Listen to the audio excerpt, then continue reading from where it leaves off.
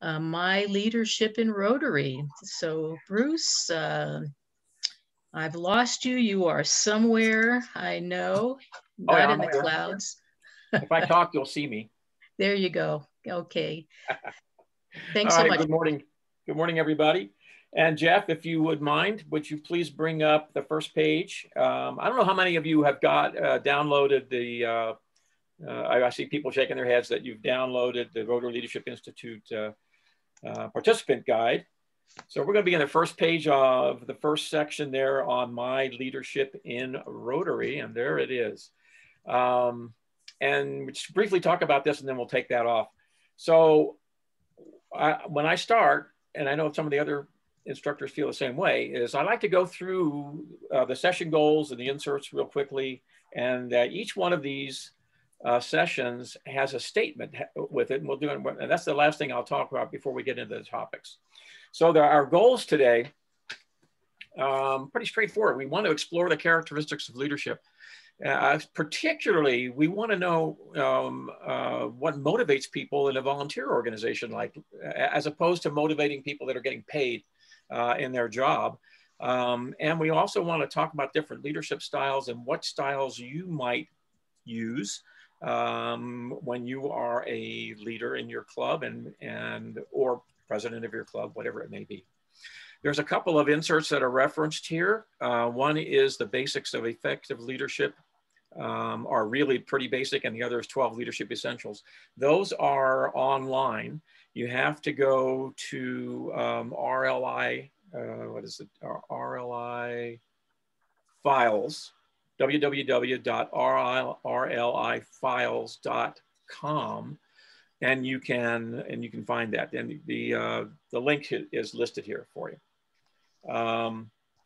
So now that we've looked at the goals, let's take a look at the statement. It says, as a Rotarian, I am by definition a leader.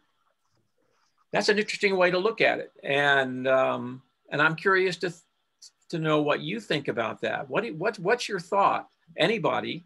Jeff, you can take that down. Thank you. How is that? How's that work? As a Rotarian, I am by definition a leader. What does that mean to you?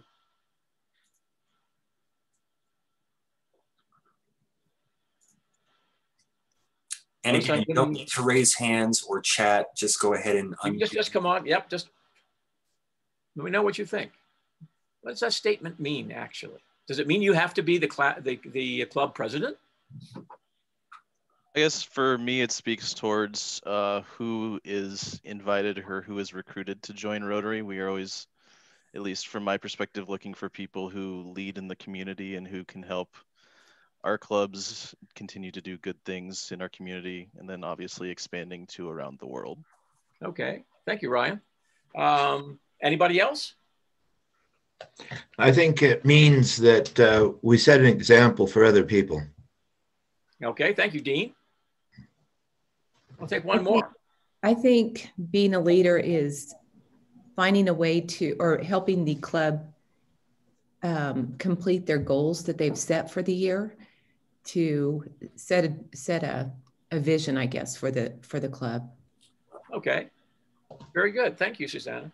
So the question is, do you have to be the club president to be a leader? Yes or no? No. And why is that? Anybody? What do we do when we are in Rotary? We're not, especially for a new member. This is really important for new members. We work together. Yeah, we're working together to get things done, right? Make the world a better place. Okay, so this is an interesting concept. Way earlier this year, I think it was before the COVID-19 situation occurred. Renee Kenton, our leader, said that let's have an opportunity before we started up this year, actually, or it might have even been last year, when we were getting ready to start our RLI program again. She wanted to have an opportunity for some additional training for the instructors.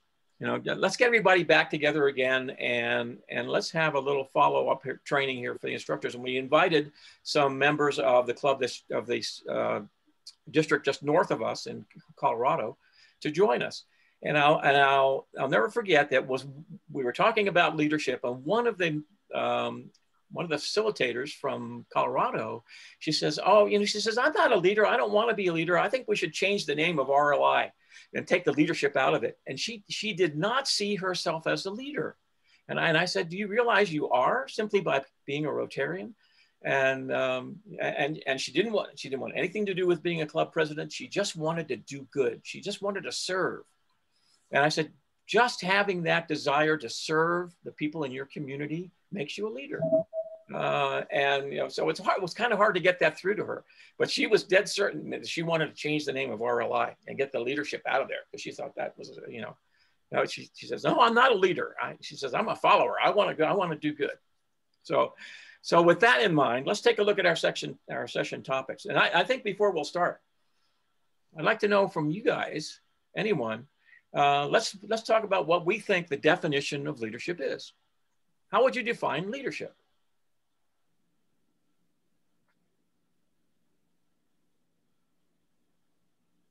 In your own words. Notice I'm giving you 3 or 4 seconds to think about it. Maybe longer. Warren raised his hand. Warren, why don't you go ahead? Okay, Warren. Thank you. I always try and look at leadership from the perspective of servant leadership, where the reality is there are many ways to serve, many different seats at the table from which you can be a leader. And the primary purpose, in my mind, for leadership is enabling others to accomplish things. They are very good. To be able to accomplish things. I like that. Anybody else? What's your definition of leadership?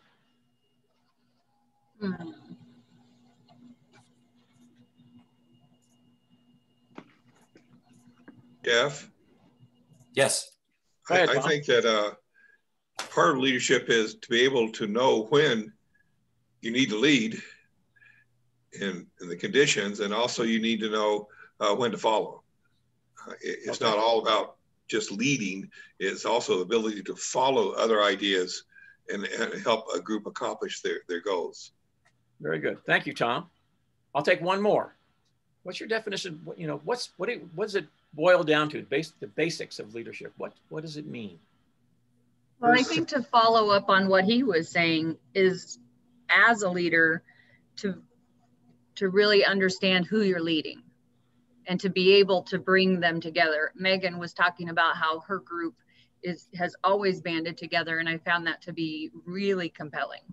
So I think that is probably what a leader is. All right. What leadership is. Appreciate that. Appreciate everybody's input. You know, I heard, I've been teaching this for quite a while now, and I can't remember where I heard this, but I heard a really interesting definition of leadership. It's very simple.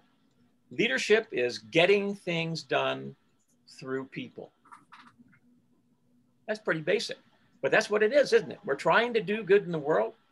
In Rotary, we're trying to get things done, but we need people to do that. We can't do it by ourselves. All right, let's get started on the session topics here. So what do you think the difference is between leadership in a business and leadership in Rotary?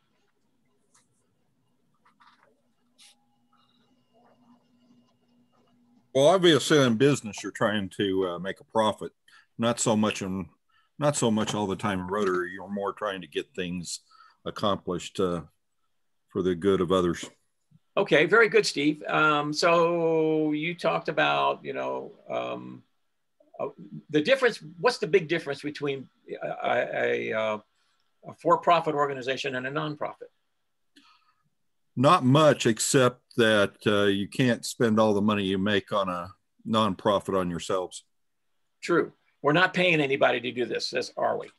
You know. No. Anybody got a paycheck lately from their Rotary Club? No, mine hasn't shown up now for 23 years. so anyway, we're not. So it's a whole different ball game. So how do you motivate people then? And I guess let's talk. What is the role of a leader in Rotary? And Jeff, if you would mind being my scribe here, what is the role of a leader in Rotary then?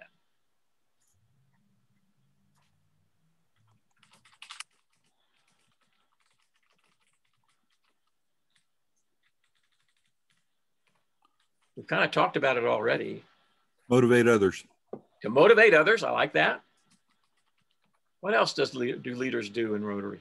Provide enables direction. others. Eileen. Provide direction. Provide direction. Where are we headed? Darn it. Oh, and I don't want to get too far into this, but how do we do that, Eileen? What do we, if we're going to provide direction, how do we do that? Where do we start? With communication. Okay. Addressing needs. All right. Or assessing. Having goals. Goals. All right. Now we're talking about planning. Oh, and we have a whole section on planning in lesson 2, section 2 of RLI. Then you have to say executing. And executing. Well, it's one thing to have a plan, then you got to execute it. Very good.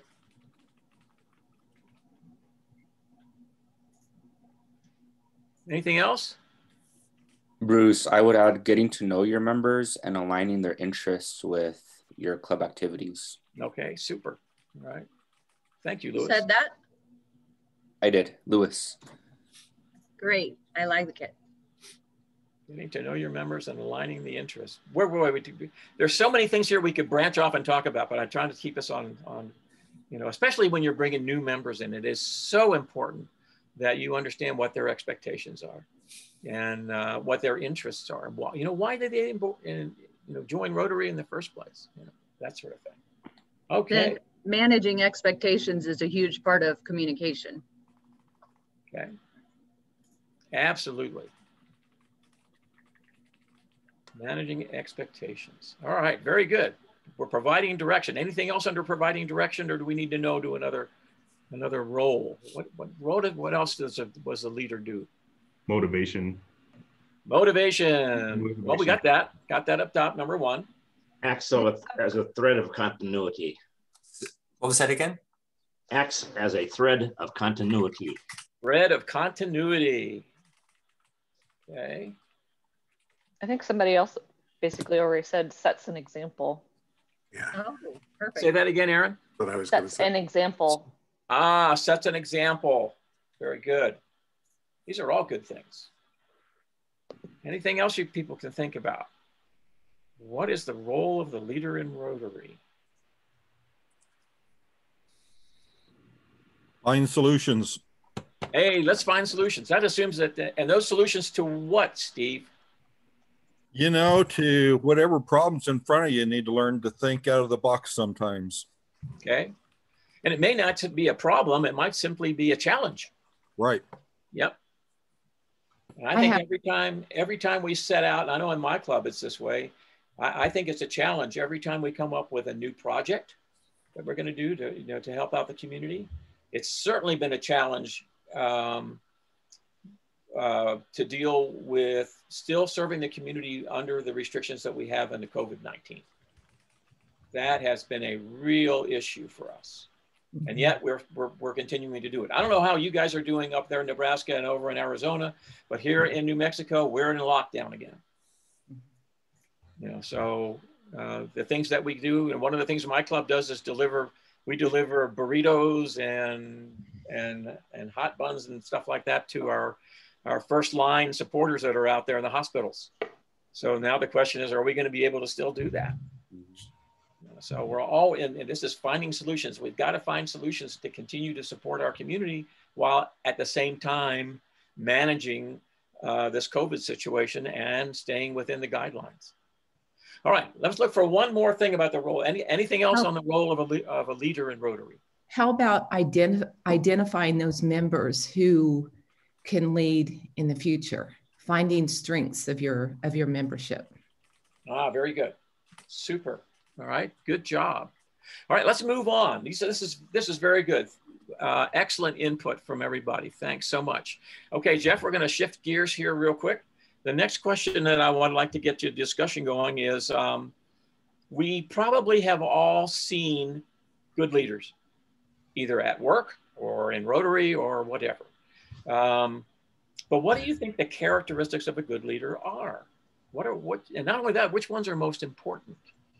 What are the things that you look at, characteristics of leadership?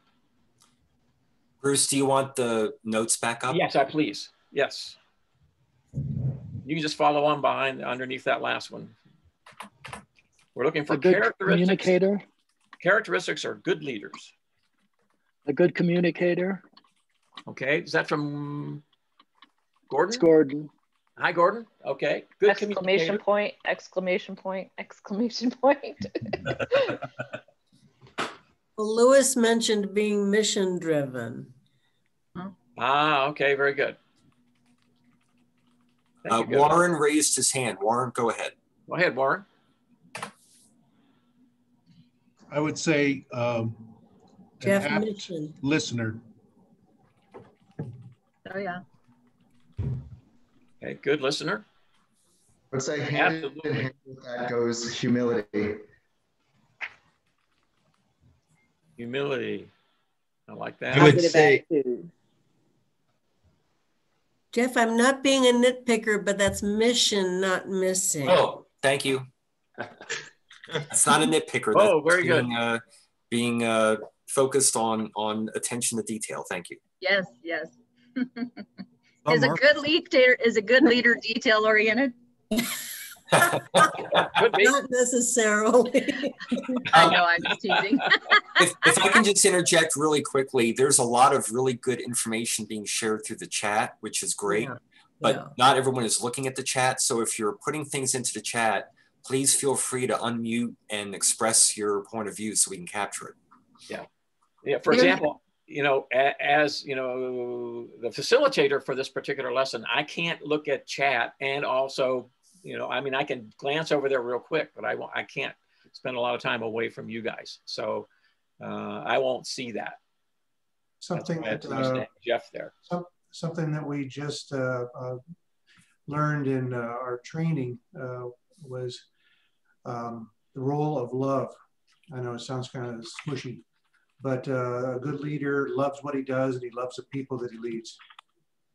Yeah, it does help if you enjoy doing what you're doing. And Eileen said positive attitude, Jeff. That is very huge. Okay, very good. Thank you, Eileen. Positive attitude. I have one more. Someone had said it earlier, but being able to follow, so many leadership classes teach you to be a leader, but you also have to work as a group. And in that way you would be following. Right. Does that make sense? Mm-hmm. Yes. Okay. I think another one would be being even-tempered. That is, yes. Yes. I was going to say thick-skinned. Yeah. Sorry, Bruce. Thick-skinned. I'd like to add that you keep your eye on the picture, the big picture. Your eye on the big picture. Keep that in mind. And by big picture, what do we mean? Not to get caught up in the minutia. Okay, very good. Your overall goal. Right, and I think you could probably, you can go back to this planning thing. Your big picture may be your goals and what you're trying to accomplish. And your vision, probably. And your vision. That's true. Jeff, on number 5, I think it's loves what we do and loves the people you're leading. Oh, thank you. It's a little different from loving leading. Yeah, I didn't hear the people work hard. Thank you. I would add being authentic and being your authentic self. Authenticity. Authenticity. Thank you, Bruce. I think ability to include others. Yes. I think we could go on for a long time, but I've got some other things that we want to do. So this is an excellent start. This is Bruce. Great. Yes. Tom Lindsay has his hand raised. Okay, Tom. Under communicator, I think you need to have many different ways to communicate because not everybody is going to be more tuned into one way of communicating. You need to have a variety of ways to make sure you do get your message across. Right, right. And what way are we pretty much driven to right now under the COVID-19 restrictions? Zoom. Zoom. Boy, I sure wish I had stock in Zoom. Okay, very good. We're going to move on real quick because I guess I have a project that we want to do together here in a little bit. There are many different styles of leadership, as you can imagine, and some of you have hit on that as we were talking about the characteristics. And I'm going to go through these real quickly, and then we'll see which styles appeal to you. There's all kinds of different styles, but in RLI we've kind of reduced them down into 5 different styles, which I will go through real quickly. One of those is participative, how you ever pronounce it. Okay, and that style is you seek to involve other people. What is the opposite, do you think, of being a participative leader? When you're, now, as a participative leader, I want everybody involved. I want your input. Okay. I want, if I'm going to make a decision, I want everybody's input. What's the opposite of that? The opposite would be being autocratic. Yeah, we go, Dean. That's the word. And have anybody, and just raise your hands. How many of you have had to live through working with, either at work or in Rotary, with an autocratic leader before? It's not pleasant, is it? Okay. An autocratic leader does what? They make all the decisions. Hey, don't worry about it. I heard about a Rotary club president who,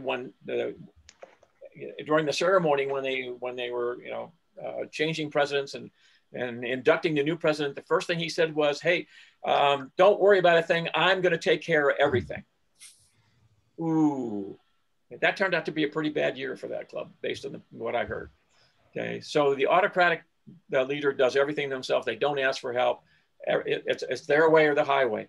I like the participative method myself. And when I was a leader in the Air Force for 30 years, off and on, when I had that opportunity, I tried to be as participative as I could. Get people involved, because then you get buy-in. That is very important. The other is situational. Next one, and that is you change your leadership styles according to situational factors. The situational leadership model came out. There was a gentleman by the name of Paul Hersey that came up with that model. He eventually sold it to Ken Blanchard, and who now charges a fortune to learn how to do it. But essentially what it says is your role as a leader changes based on the growth of your subordinates, the people that you're working with. You would treat somebody differently early on. A brand new member of your club, for example, who doesn't know very much about Rotary, and they want to get involved, and you say, "Oh, great, you're now the chair of our membership committee." You think that's going to work? What else do we need to do as leaders? Educate. Julie? Educate. Educate them, absolutely. The situational leadership model, it starts out and says you're very directive because they don't know anything. So we have to be directive. Then we move into a section where we're more of a coach. They know a little bit, they can do it. They're still making mistakes. We're gonna still help them, but we want to get buy-in. So we're gonna coach. Then we move into supporting, and finally delegating. And finally, when they've mastered the skill, whatever it is, then we sit back and we delegate to them to do it, and then we give them support. So that's the situational leadership. Your leadership style changes based on the needs of the subordinates. Then you have transactional. This is what I'm not that familiar with, but working through hierarchical structures and the systems of reward. In other words, you do good. Yeah, this is your job. You do good. I'm going to reward you for it somehow. Okay. Then that's the only motivation thing, is looking for the reward.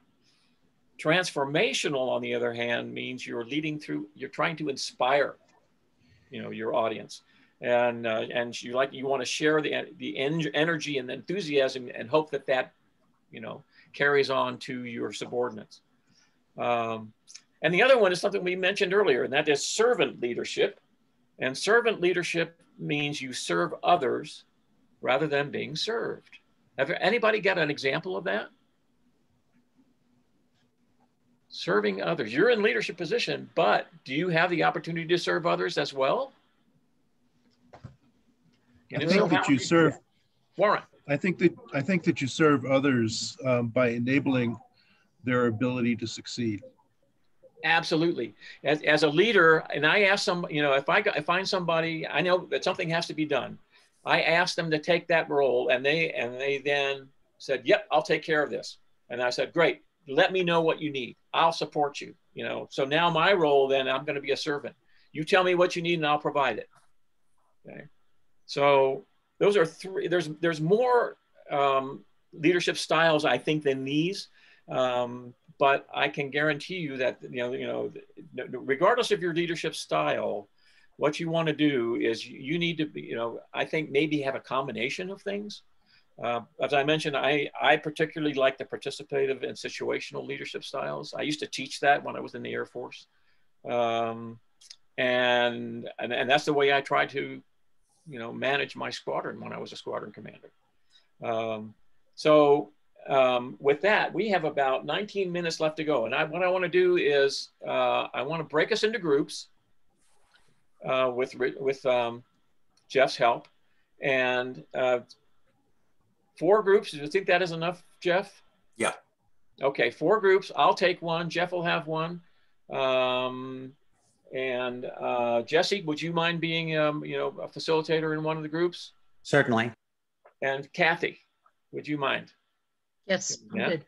Okay, so Jeff's going to put us in groups. And here's what we want to do. The group, I would like for you to think about presidents of your club that you've seen, and think about who was the best leader. And again, without naming names. And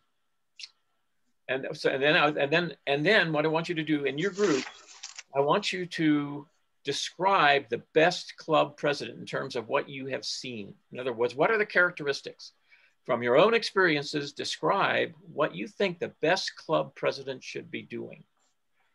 And what I'd like is, and when we break into the groups, I'll select, the facilitators have your group select one person to brief back what they discuss.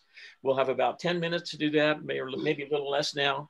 And then we'll come back as a group and then we'll report. Okay, any questions on what we were doing?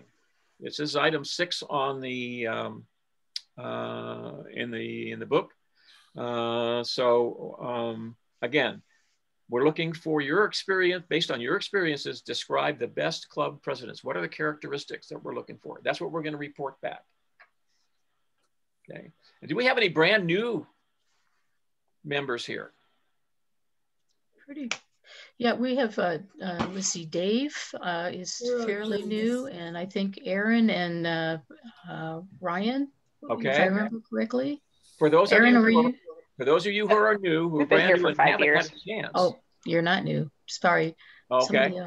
If we do have any folks that are brand new and you haven't had a chance to observe, the leadership in your club, then think about, as new members, what are you expecting of your club president, do you think, to be, as far as a good leadership?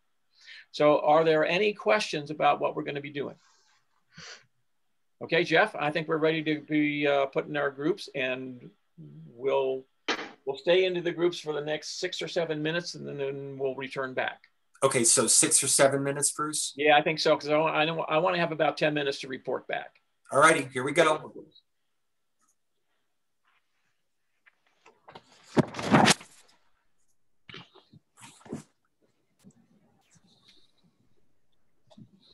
Okay, everyone, welcome to Breakout Room 4, the best of the 4, not because of me. Who would like to be the recorder and the one that would present out on what we came up with? Volunteers?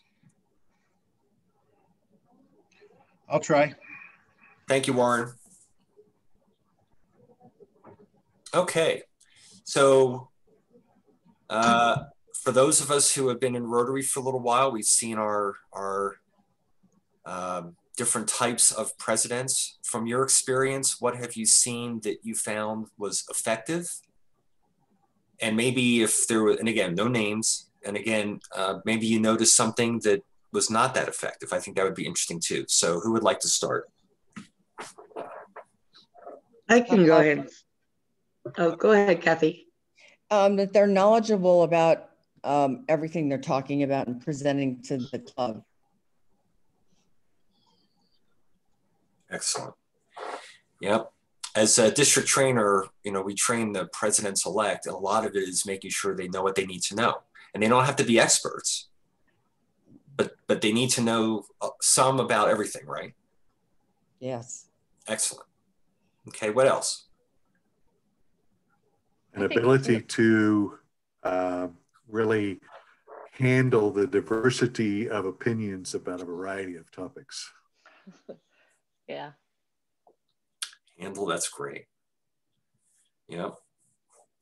Have any of you noticed a president that struggled with handling diversity?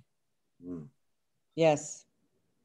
It's tough. It's tough to watch. Like, I don't want to say it's like a train wreck, but it's tough to watch when you kind of see that, because it disengages people, right? Yes. Exactly. Yeah.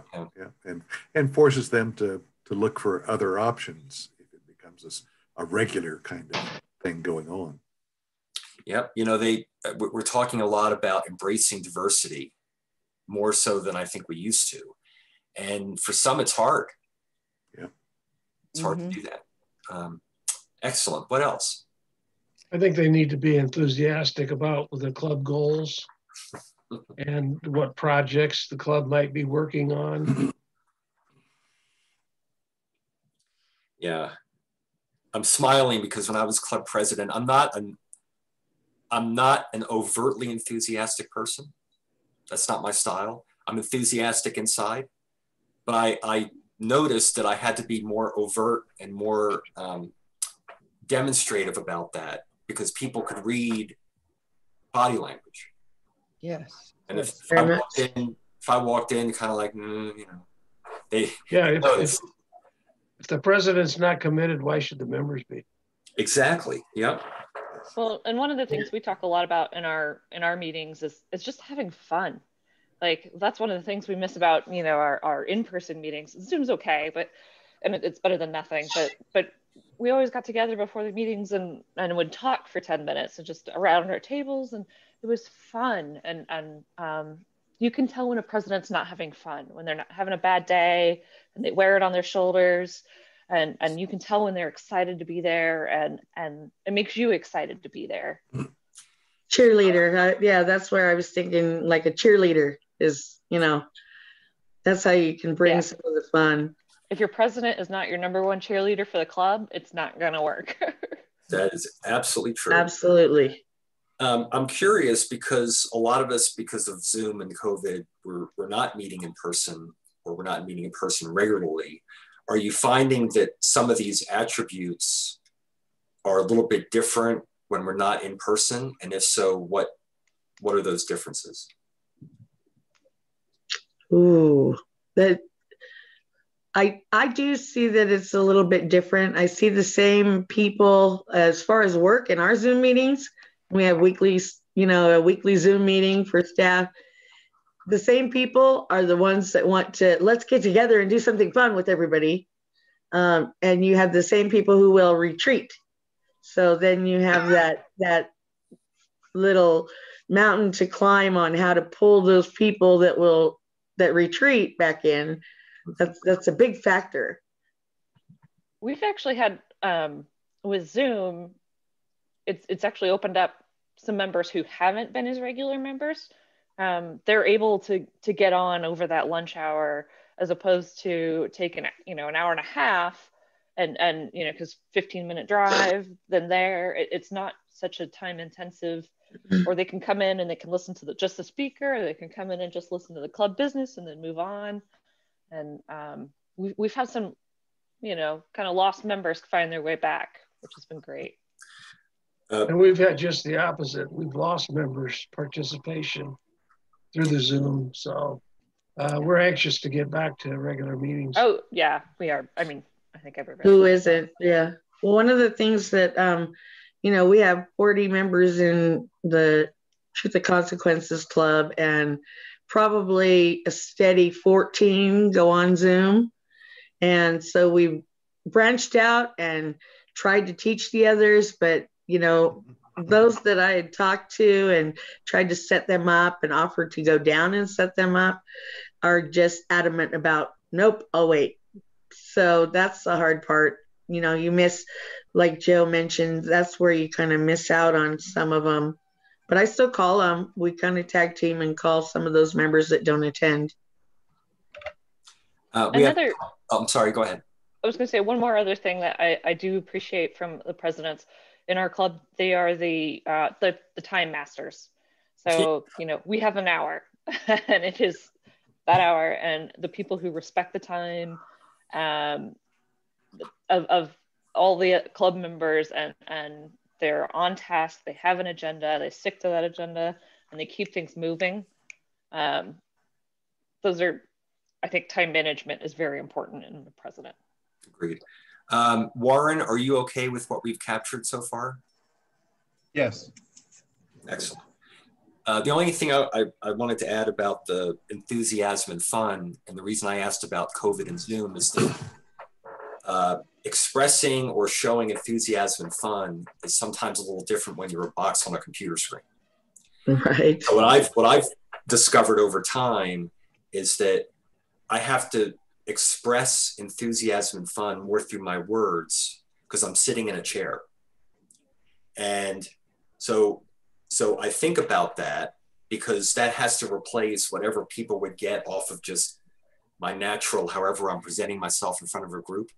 So there are some unique aspects to kind of conveying that enthusiasm and fun and commitment and all of that when you're on a computer screen. And we have to, because we want people to be engaged. Right. And as the president, if they're presiding over meetings, they have to find other ways to kind of demonstrate that sometimes. So we have about another, yes. Jeff, do you want me to just recap what I've got as my notes for it? That would be great. We've got about a minute left. So yeah, why don't you go ahead and recap? That way you can add stuff or delete stuff here. An effective president is knowledgeable, diplomatic, especially juggling diversity of opinions, enthusiastic and a cheerleader, especially regarding goals and projects, committed, knows how to have fun, is effective at follow-up and time management. Sounds good. Anything you want to add to that? Sounds like a great leader. All right, I'm going to send everyone a chat, see if this works.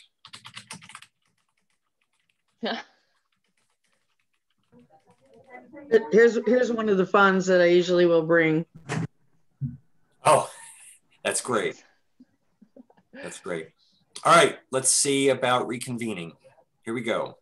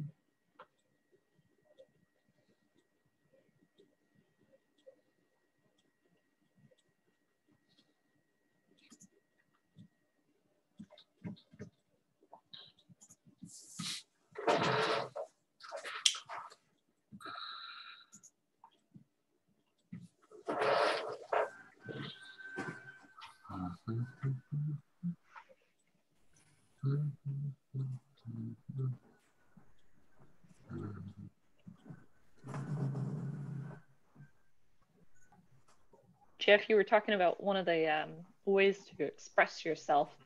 One of the things our current president did was always encourage people when a speaker was done to applaud, wave. And so when we start meetings, we always say hi to people on Facebook Live, and we do a lot of that. So absolutely, the Zoom applause.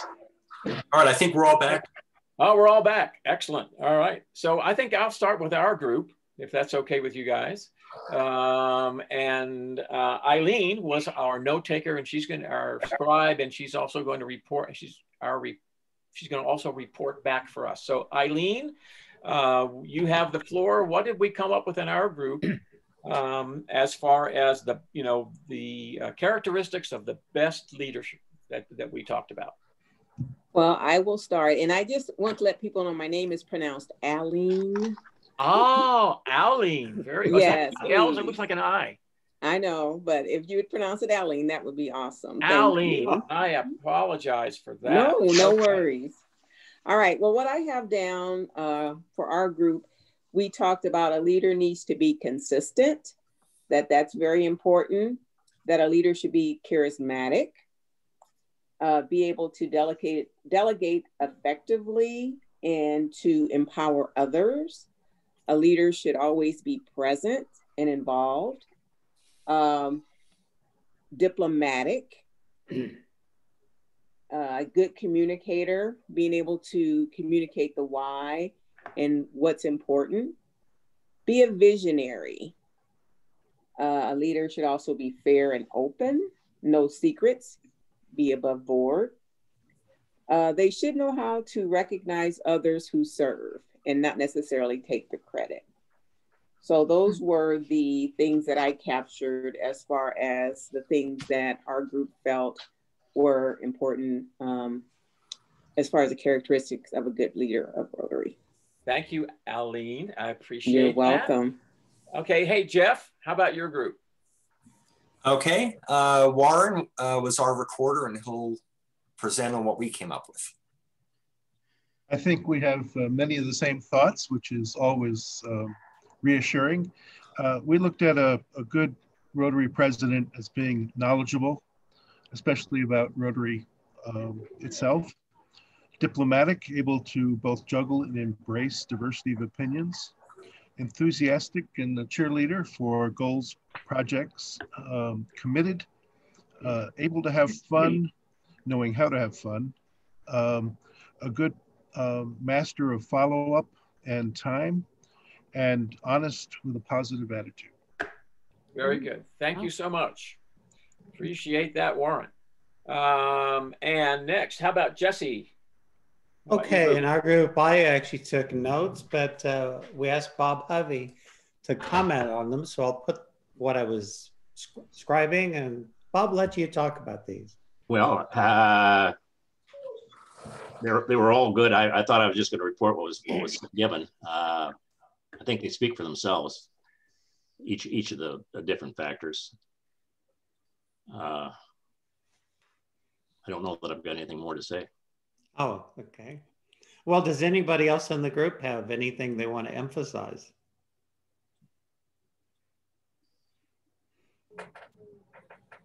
Okay. Yeah, I'd forgotten you can use a whiteboard in your group and then transfer it over. That's pretty cool. Yep. That's because we had a wonderful person doing our scribing, and it's terrible. I can't even remember who it was. Jesse. There we go. Yes. Well, actually, I think something that was previously said that also applies to our list is that a good leader has integrity. You know, integrity, consistent and honest and no secrets. All of the integrity feels like it belongs on some list. I'm sure. Okay, we got one more to hear from Kathy, your group. Yes, yes, sir. Gordon is our reporter. Hello, everyone. A couple of things that were not mentioned so far is that a good leader would share what Rotary International is doing, what the district is doing, and maybe in that way motivate the club, because a lot of big things are being done outside your immediate area. Help the club move toward a common goal. Be able to take criticism. That's a very important trait that a good leader needs. Be able to listen, take criticism, and then respond accordingly. Also, encourage the club to share what they're doing with the district. That hasn't been mentioned. And something that wasn't directly related to leadership, but very interesting, I think, is that one club has found that they've been able to engage more people to attend their meetings through Zoom rather than face-to-face meetings. Yeah. So that's incredible. And the other thing was ensure that the club has good programs to help people in their personal life and their careers. If you have a good program, that'll encourage people to come back 1, 2, 3 times and then become a member. So those are some of the things that haven't been mentioned. Very good. Thank you, Gordon. Appreciate that. Okay, very good. These are all excellent ideas. I want to leave you with one thing here. We're about ready. Our time is just about up. But I want to leave you with a thought.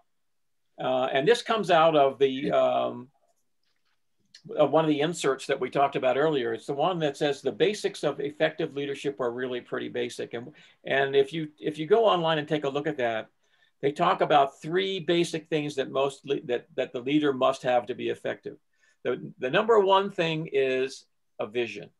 You know, a vision that can be communicated and then carried out by the people that are a part of the group. And the next part is, once you have a vision, you need to get everybody involved in pursuing the vision. And then the final part is listen to what your people are telling you about where you're headed and how you're getting there. Be a good listener. And that is something that rarely shows up on this list. I've taught this, I'll bet I've taught this lesson about a dozen times or more over the last couple of years. And it's always good when people remember, you got to be a good listener to be a good leader, to listen to what your people are saying. So with that, Kathy, I'm done. And we're ready to turn it over to Jesse. Great. Hey, great presentation then, Bruce. Thanks for leading us through leadership in Rotary. We have had one new person join us, Arturo Barrio, who's our public image chair for the district. And Arturo, I'm going to put you on the spot and ask you to introduce yourself. And I've lost you. You are somewhere on my... Here. Yes, and we have a new Rotarian in the growing there with you. So would you introduce yourself? Good morning. My name is Arturo Barrio. I'm sorry I was a little bit late. I've been in Daddy's duties in early AM. I'm from the Camino Real Rotary Club in El Paso, past president, and I currently serve as the public image chair for District 5520. And a funny story is that Isabella, who's with me, she was born the year I was president. So she was born 3 weeks after I took office. So she's been involved in Rotary ever since she was born. So she likes to say hi, and now she's taking over my computer, so I'm kind of like linking from myself, but when we take the picture, I'll go back and take control of the computer somehow. Arturo, you're going to have to start keeping track of how many Zoom meetings she's attended, because she's probably going to break the record for all of us then when she becomes president, right? and she's a professional, waiver. She sees the computer and she just comes in and says hi. And so thank you so much for the introduction. Appreciate the time. Sorry. Awesome. Glad you could join us, Arturo. Okay, Jesse, thanks so much for the pause there. And so Jesse Allen from El Paso is going to talk to us about my Rotary World. Okay, very good. So everybody got the materials. You'll have this page. So let's talk briefly about what we're talking about. We're going to talk about the purpose of Rotary and understanding the organizational structure of Rotary. And honestly, I think this is the heart of what this lesson is about. And describe how the structure helps me as a Rotarian. So we could, I want to kind of skip down to the 3rd page because I think it highlights the structure that we need to discuss. And I would say these are a lot of the things we're covering here I didn't appreciate at all for the first 10 years I was in Rotary. So I'm hoping particularly for the newbies in the group, this will be particularly helpful. It's an inverted triangle. If you think of it, here's where most of the Rotarians are. They're in the clubs. For those of you that haven't heard it yet, there's 1.2 million Rotarians in the world. For those of you that have been around, how many Rotarians were there 10 years ago? 1.2 million. It's been that number for years and years, although the number in the US is declining. But we'll hear more about that. And as you get around Rotary, you'll hear more and more about the decline in the US. But there's 1.2 million in 3,500 clubs. And then clubs are part of districts. And I'm just gonna quickly show everybody what our district is. So our district is this area. Again, particularly for the new members, this is probably new to some of you. It's all of New Mexico and West Texas. It's an old picture, so don't get focused. There's a few of the clubs that have changed on this map. But that is a district, so it's a collection of Rotary clubs. How many, one of our DGs, how many clubs do we have right now in our district? We have 67 on the list. 67. And how many Rotarians are in our district right now? It's just over 2,000. I mean, it's a moving target, of course. We add and subtract, but I would say about 2,000. Okay. And clubs are typically about how big? Wow, typically? let's see what's our range in our district. Well, that's a great, our range is, we actually have one club that has one member at the moment. We're keeping the charter open to build it. And I think we go all the way up to 185. Does that sound right? Yeah. Okay. So that gives everybody a sense of what clubs are like. The medium clubs. Go ahead. Medium club size is about 25. Okay. Medium club size is about 45. That's half above, half below.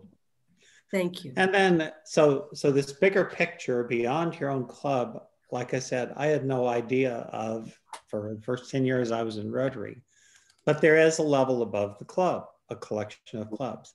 Then above that, there's a collection of those districts, and they're called zones. And I'm going to share a slide here just so you are aware. These are two zones, 26 and 27, and they pretty much represent the western half of the United States. This particular slide is a screen grab from the booklet of the event that's going on this weekend in the zone. So it's a collection of those. And here's another image that you might find interesting. These are all the zones of the world. So I'll go back to our document.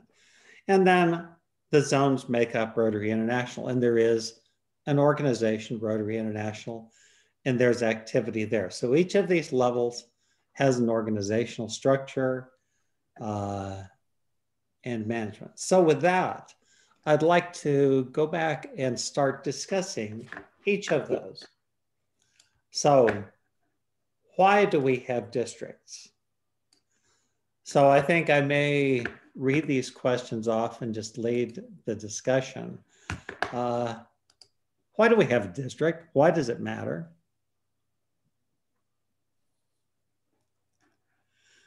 Let's ask from the newer members, what do you think the district is about? They're local and easier to manage. Aaron, you were sharing ideas. So what is, well, we've got a collection of clubs, New Mexico and West Texas. It is a district. What all does our district do? It provides resources to the clubs. Resources. So resources, give me some examples of the resources. For instance, some guidance on public image, some guidance on how to build membership, these kinds of things. In effect, to support the clubs achieve the club's goals. Great, right, that is a key thing. So what's the relationship of the district to the club?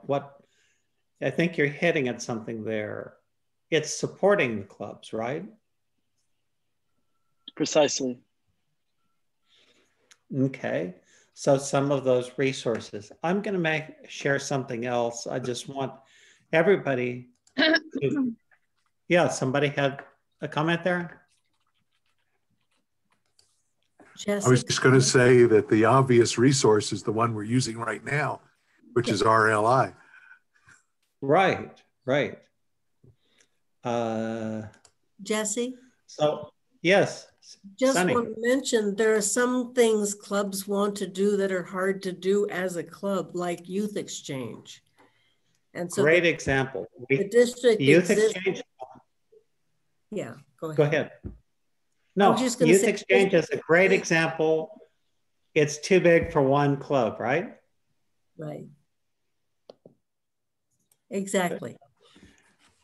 Give another example of something like that that the district coordinates that is too big for one club to be doing. Jesse? Yes. Number one, administrative requirements that are required by Rotary International, and it helps clubs meet those, again, as a resource to meet those requirements, because there's sometimes like it's hard to figure it all out by yourself. Yes. So I'm going to get a little bit back to Sunny's comment about youth exchange. We have other projects, other activities run by our district that are beyond the scope of one club. Does anybody else know of any of those? RLI, that's the one I was thinking about. Far too big for one club to run by themselves, but very effective if we work together. Any others? How about grants? Yeah, district grants. Yeah. Exactly. I mean, it's a complicated activity and we all need help. Other examples of what the I think the District 5650 also did a human trafficking kind of workshop, right, Nikki? Yes, we did. The district provided training for a variety of people around the district to help go out and help train hotel workers, et cetera, on human trafficking. And so we coordinated a couple of different events for that. Yeah. But by and large, does a district run a lot of different activities, or is it more done by the clubs? By the clubs. Right. Rotary is largely done by clubs, but some of these things just naturally lead to the cooperation of many, many clubs. I'm going to go to this page. I wanted to make sure, particularly, again, the new people knew how to get here. Rotary5520.org. That's our district website. And it's where you all went to sign up. And I want to highlight something. If you go down below the signups on this left column, you'll get to organizational chart. Does everybody know about this? In our organizational chart, we show all the people in our district. Sonny Kellerman, our district governor. But here are the other activities. Foundation chair, all the people that could help you with foundation questions. People who could help you with a Rotaract club, an Interact club. So again, Rotaract and Interact, like youth exchange, are things that are kind of beyond the scope of just one club. Toastmasters, we have support for Toastmasters. So these are resources you can go to if you need help. So the Rotary District also has some key people to help you. District governor. What is a district governor?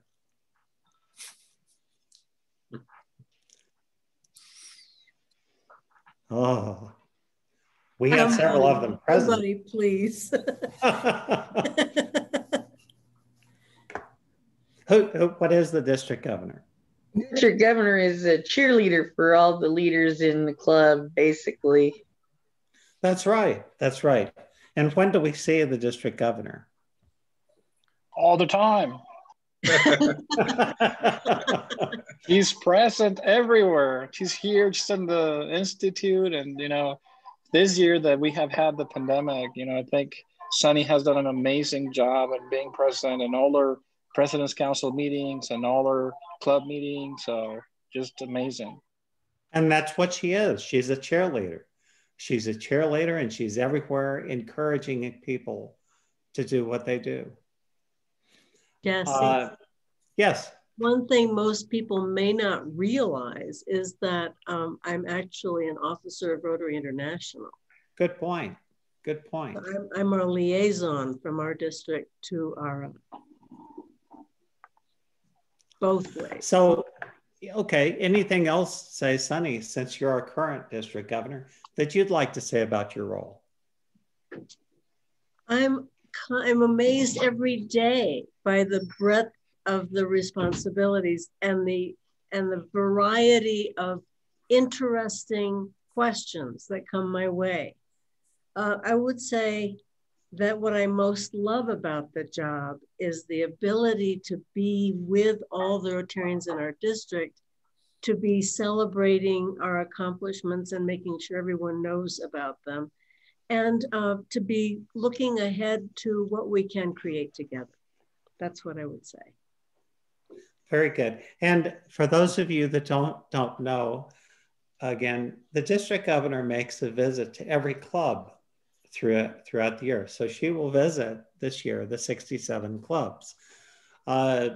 Typically, they're driving long distances, but this year is a little different. Sunny, how's it going this year? It's very different. In a way, it's a blessing because I can hop from Raton to El Paso in the course of a morning. You know, I don't have to put in hours and hours of driving. I do look forward to visiting everyone in person. Jesse, I wanted to ask if Diane wants to add anything to this conversation since she's also a district governor. Yes, Diane. Are you still there, Diane? So sorry, I had to leave. I'm sorry, what was the question? What is it? I was just asking the question of what the district governor is and anything you'd like to say about being a district governor. And I had asked Sunny, and she mentioned you might also want to add to that discussion. It was interesting listening to the comments. I think some people were kind of quiet. I think being a district governor is like a juggling act. Plates on poles, right? So I'm going to talk about the next thing in our slide deck. It's about district governor and assistant governors. So basically, it's a big job. The district governor needs to connect with all the clubs, and that's a really big job for one person. So there are our assistant governors that help them. So maybe, Sunny, how many district assistant governors do you have this year? I haven't counted them up. I believe it's about 30. It's about 30. That sounds right. Yeah. And what are they expected to do? What do you have your assistant governors do? I'd like to hear from an assistant governor on this one. Okay. Do we have some assistant governors in here? We do. We have at least Tim. I know we have Tim. Tim, are you the only one today? I don't know. Could be. I believe you are, Tim. Yes. Well, for me, the role of the assistant governor is being that in-between link with the clubs that I'm in touch with, responsible for being that communication between Sunny and what's going on, and then back to Sunny about what's happening in the clubs and where they might need help or express things, and then take that information back to the club again.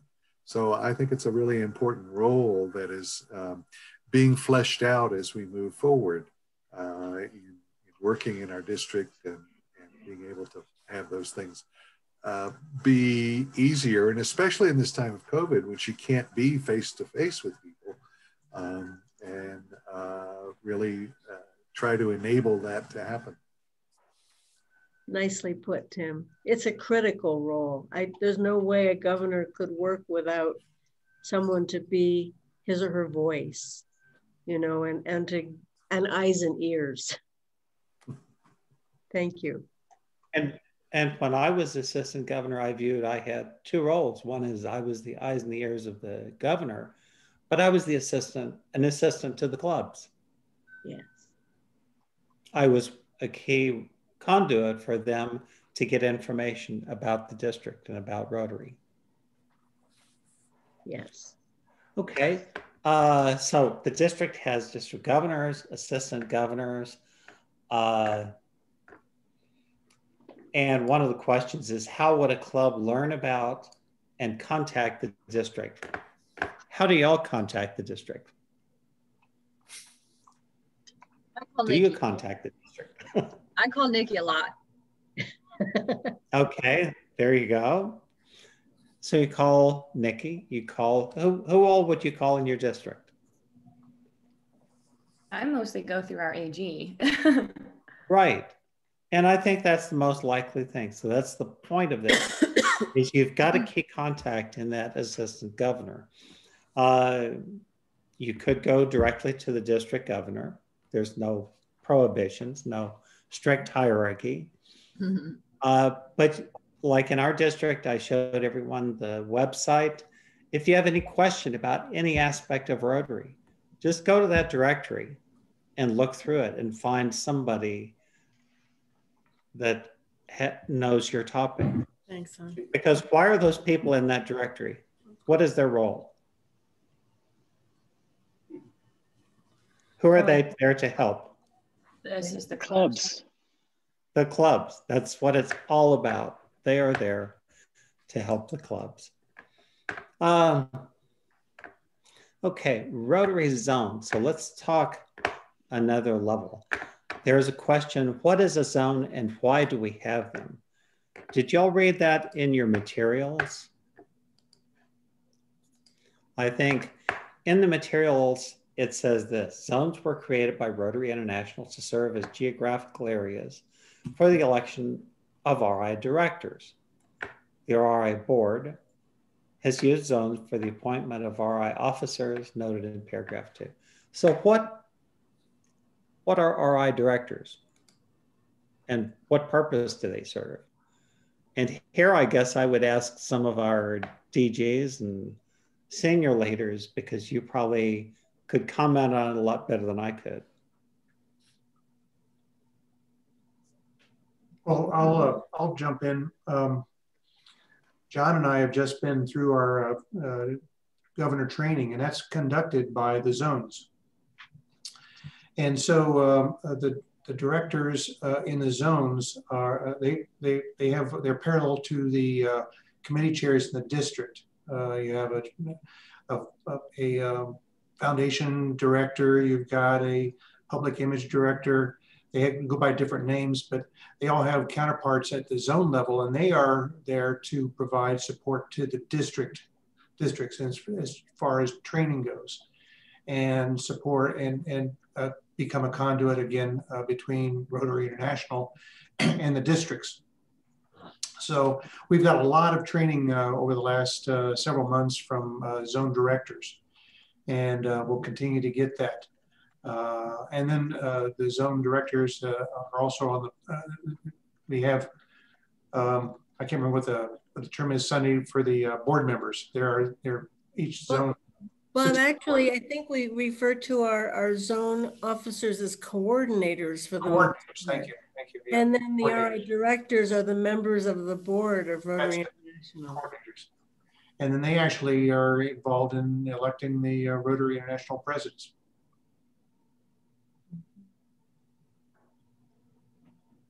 So, Sunny, you're muted. For a second, I just want to say I've been in Rotary 23 years, and I would say it's only in the last 18 months that I've really appreciated the role of zones.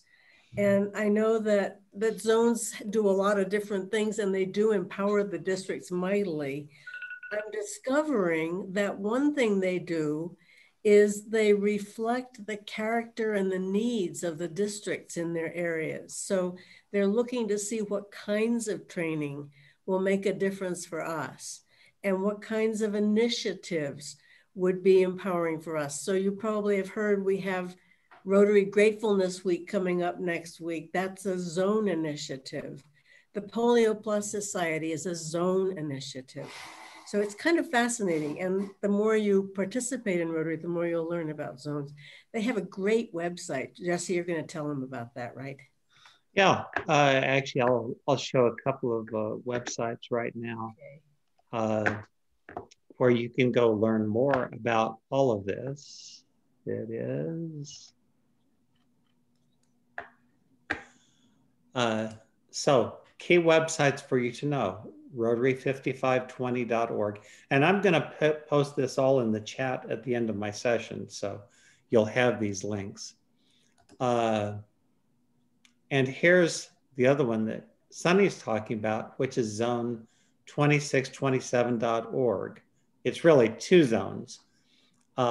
Is this the right website, Sunny, or is there another one I should be looking at? Sunny, you're muted again. I'm not seeing our paired zone website at the moment, Jesse. Nikki pointed out that you guys are in zone 29, so you'll have a different one, but you're welcome to use ours. I'm sorry, maybe I didn't get the share correct. There. There it is, yes. Now we see it. Sorry, I shared the wrong window. There it is. And the reason we have a pairing is that we have one director for every 2 zones. So we, and in the West, we're called the Big West. Yes. Big West group. And actually, Bob or Sunny, do you have any comments on our directors and what all they do? I think that's one thing probably a lot of Rotarians have no appreciation of. I'd like to hear from one of the past district governor Toms on that issue. I could say something, but I think they would be even better. I think we need to go with District Governor Tom the Elder, because the younger has stepped away for a few minutes. Okay, Tom the Elder, are you there? Tom, you're muted right now.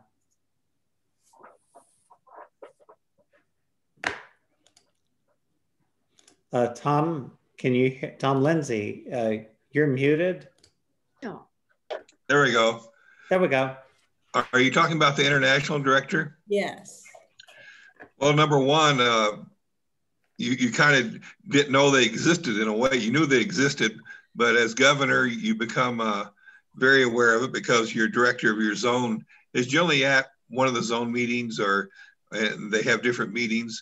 The director has the same job in a way as many other offices in Rotary, including the president, is to get information to members, to the zone, and carry out the day-to-day activities of Rotary. But you can talk to the international director about issues.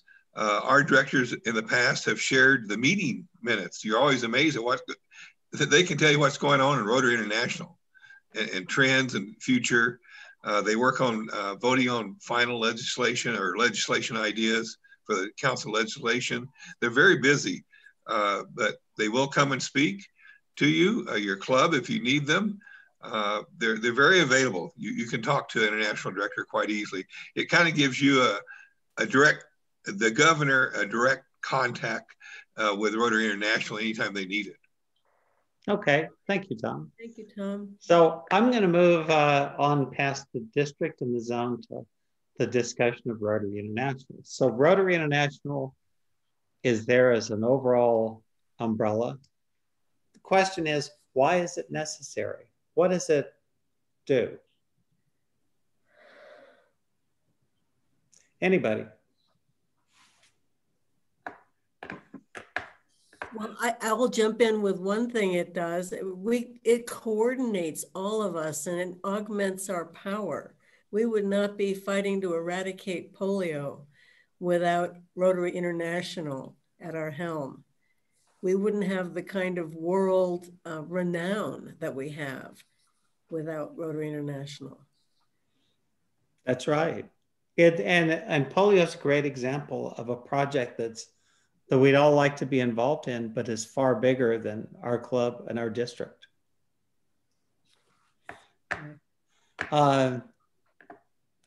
So why can't we just I think that's a very incomplete answer, though. I'm sure there's much more to say about it.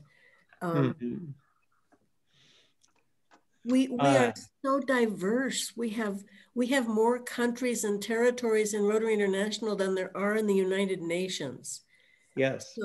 So Rotary International generates a system, a network, a set of protocols, provides resources to other districts. Thank you so much. That's a great chat comment. Yeah, things like the Learning Center, things like grants, all become possible through Rotary International. So that's great. And it is a resource. They provide training, they provide assistance, guidance, all of that. Jesse, Gordon Cox has his hand raised. Oh, okay, thank you. Go ahead. Yeah, after I raised my hand, I sort of blanked out. So when it comes back to me, I'll put my hand up again.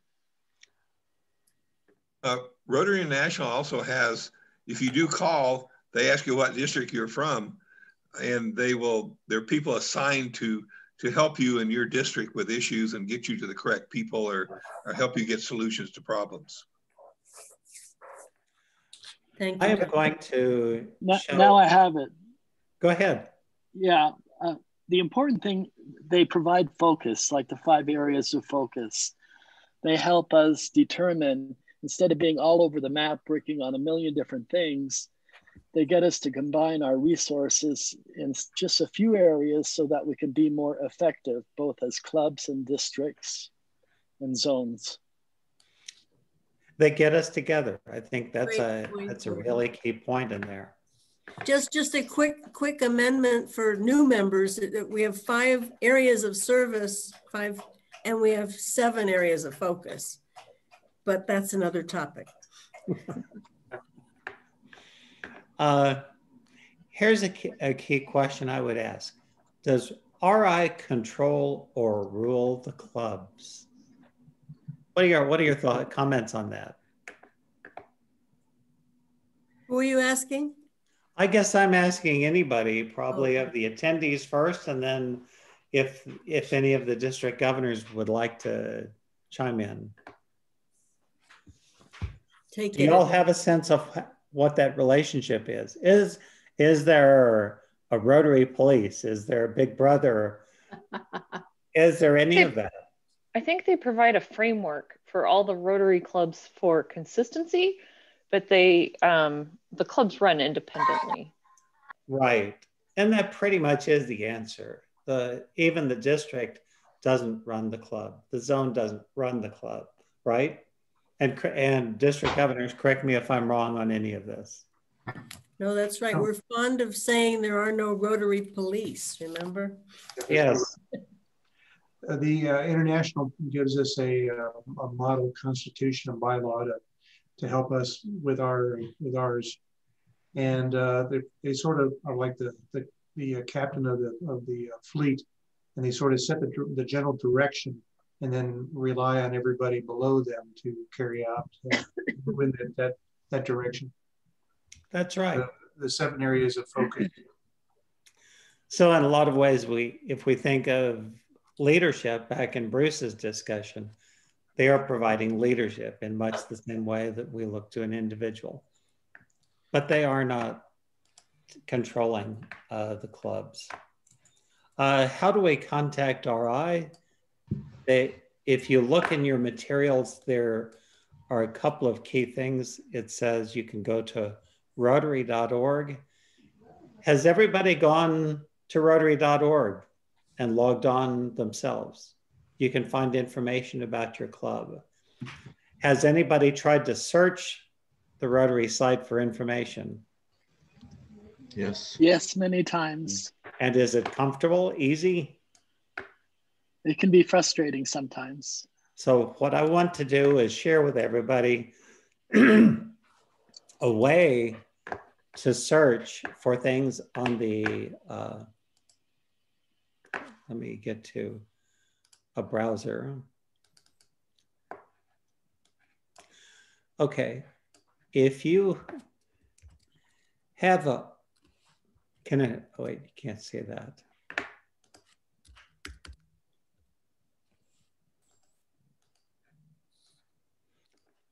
Sorry, I'm going to the wrong place here.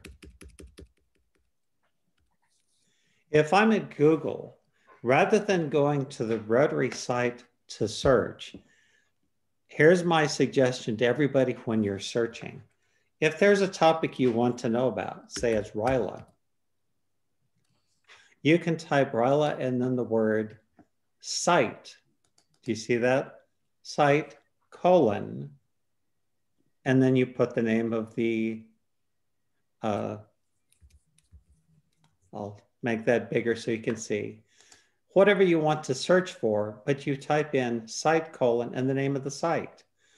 And so the result in Rotary are, actually that ended up being the wrong search. Site rotary.org. You'll notice that all of the search results are on rotary.org. If you see this right here. So these are all of the pages on the Rotary International site that tell you about RILA. I bring this up because I think this is a far more effective way to search for things on the Rotary site than using their search bar. And that's true of site rotary.org. You could go to site rotary5520.org. This will show you every page on our district website that says something about RILA. Jesse? Yes. If you use this option to search rotary.org, will it bring up pages that would only be accessible if you logged in? No. In general, Google is not cataloging pages that are login pages. So if you need to find something that you would only see if you logged in, then the Google search wouldn't show that page. Yeah, I can't say for sure, but I'm pretty sure you're right. The logged in pages, this will not help with. Okay. Thank you. So how are we doing? We've got 10 minutes left to go. Can I just add one thing to the RI discussion? And it was absolutely. They came up with a great strategic plan. And I, as someone that does strategic planning, I'm very pleased with what they came up with. And it's all relevant and all things that we should consider in terms of our own plans, whether it's at the club level, district level. So it's a great framework for our own planning. So that's great. As a matter of fact, there is, and that was going to be my next point here, is to talk about international strategic plan. And Jeff, do you want to comment on this? I mean, I'm aware of this, but I can't say I've been deeply involved with this one. Well, every couple of years, Rotary International goes through a planning process, which is something we should all do. And Rotary.org has a copy of the plan. There's kind of 4 priorities or 4 kind of buckets of key activity. Now, this is still relevant. Keep in mind, RLI materials get updated every couple of years. I think the Rotary International version of the strategic plan is updated even from this. So this is still relevant, but if you go to Rotary.org and you just search for strategic plan, you'll see these kind of 4 buckets that they identified about member engagement and increasing our impact and flexibility. And it's nice because it's not real detailed because it doesn't tell us how to do things, but it really kind of helps us organize our thinking into what's really important. And as I said, I found it extremely helpful. Can you bring up the Rotary.org one? Again, I think it's more updated than what's in the RLI manual. Okay, so we'll use my last. Yeah, you can use your Google search. Yeah, we'll do a search on it. So here we are at Chrome. And what we'll do is strategic. Can everybody see that share? Not yet. Not yet. Okay. Let me. We're seeing the old version. Oh, I see where we are. Okay. And if you're looking for a good speaker, the strategic planning coordinator at Rotary International is fantastic. So we're looking for strategic plan. Jeff, who is that? Colon Rotary. I don't have his name handy, Sonny. Okay. So here we go. By using that kind of search, we get on Rotary.org. We're not seeing the browser, Jesse. You're not? No. Mine says it's sharing. Negative. We'll try it again. No, we can't see it. There it is. Here we go. There it is. Okay, so I did the search on strategic plan and cite Rotary.org. And so that leads us straight to strategic plan. We'll see how this does.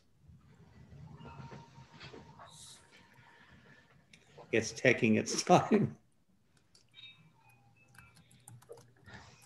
There it is. So these are the same core values that were talked about in your materials. There it is. Yeah. Rotary's core values.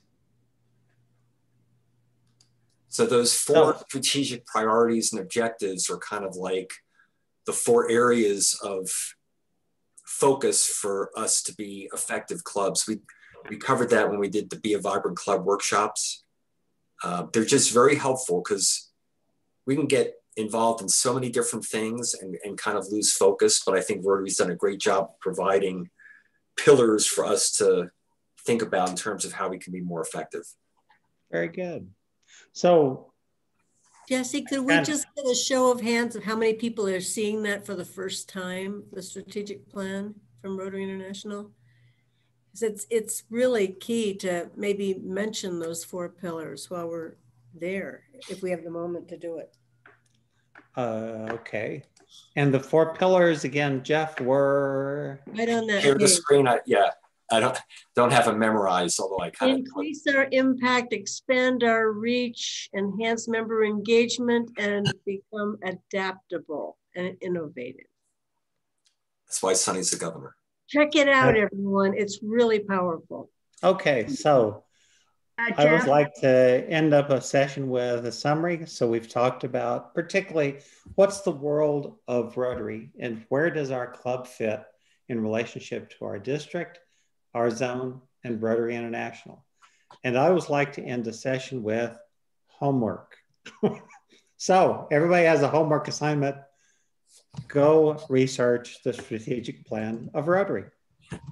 Jesse, I'd like to add a comment. Jeff talked about the strategic planning coordinator being a terrific speaker. I believe that's Tom Thorfinson.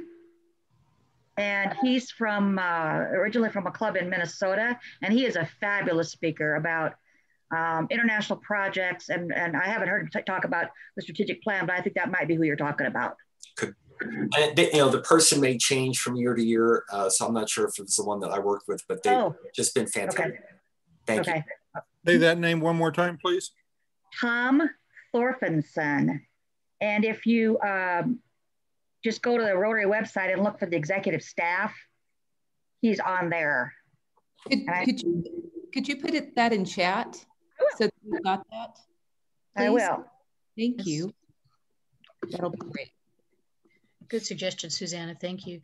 So, ladies and gentlemen, we have a couple more minutes. Let's see. Was there another? Hey, we've had a couple of people join us, and I'm not sure if they're going to be able to Thank you. Okay, Tom Thorfinson. Yep. That sounds very Norwegian, Danish, Swedish. So not that that matters to anything. Olga, is Olga on board? Olga, can you hear us? And Fernie. And Fernie, yeah. Olga Torres with the Northeast El Paso Club.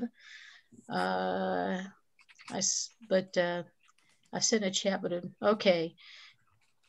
We'll try and connect with her a little bit later on. So, ladies and gentlemen, any other comments then for Jesse before we take a break? Just thank you, Jesse. Okay. And yes. Bruce. Good job. Thank you all. And I'll post those links right now. Oops, that went to Jeff. Let me send it to everyone. Kathy, Bernie and Olga are muted, Kathy, so I don't know if that's why. Yeah. Okay. Governor Tom, the younger? I was going to suggest that Arturo might want to take our picture now.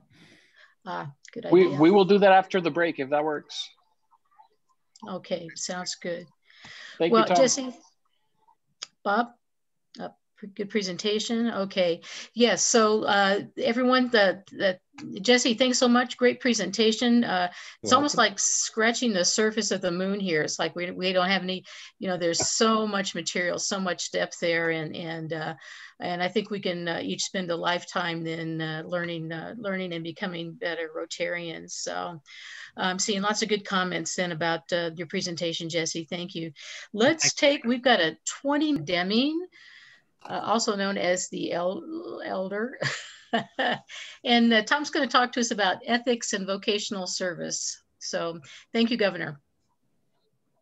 Well, we appreciate all of you being part of our program this morning and the other districts who are involved, which are great. I want to ask you, think about, have you ever had someone say, I did this and you didn't like it or you didn't agree with it, but they say, well, it's legal. So does legal in your mind, does that equate to ethics? Number one, would you say rather than legal to be ethical, would you rather say ethical and legal? So we run into those dilemmas and anybody can tell you, when I was in public office, it was easy to rely on the word, well, we could do it because we could do it, rather than at times, and we should have. And I think everybody makes this in their life is look at the right thing to do and then make it legal. So it's very challenging. Ethically, it's something you hear all the time thrown around. So we need to find out what does it mean to be ethical to you and to your club and to you in your life. Another area is Rotarians share values. And you'll see a handout that has the major 4 areas of documents that Rotary uses. And you'll have shared values among those documents with yourself, and they mean something to you. And so you might not have ever seen the Rotary conduct. We hear about the 4-way test first, but the object of Rotary, the 5 avenues of service you hear, and then the Rotary Code of Conduct. So they all tie together in our discussion at times about ethics. I want to break into groups, and this is where I guess if you want to take a picture, are you going to wait for that? Yes, I think we're ready for it. Let me go ahead and do that. Okay. So that way we ask everybody to smile. And hold 1 second because we have two screens, so I have to turn in. So keep smiling for about 10 seconds. Give me 1 second. Let me go ahead and change to the other screen. There you go. Perfect. Thank you. Thanks, Arturo. Thanks, Arturo. Thank you. I'm going to have to head out. So thank you, everybody, and good luck with the rest of the training. Thank you. Adios. Bye-bye. Good to see you. Great seeing y'all. Hey, Jeff, we want to break into 4 groups. Yep. And we'll have the objective in each group. I want to look at our session topics it's hard to do all the topics, but I want you to concentrate on ethics and social responsibility at this point. I want each group to develop their definition of what is ethical. You can do it by using just keywords, Rotary terms, whatever you want to as a group. And then social responsibility, what is that? And what does it mean to your group? When we come back, we'll get an input from each group, then ask each of you to participate in how this is directly related to you and how do you look at it into yourself. So Jeff, do you have a group and some facilitators, or do I need to? I've got 4 groups, and I would ask again, would it be Kathy and Bruce and Jesse and myself? That'd be fine. We'll give you about 10 or 12 minutes to develop your 2 definitions of these things. And you can just use bullets or keywords if you wish, but any type of definition you can get for ethics and social responsibility. Okay? All right, let me make sure that everyone is assigned to a room. All right, folks, here we go. Hey, Jeff.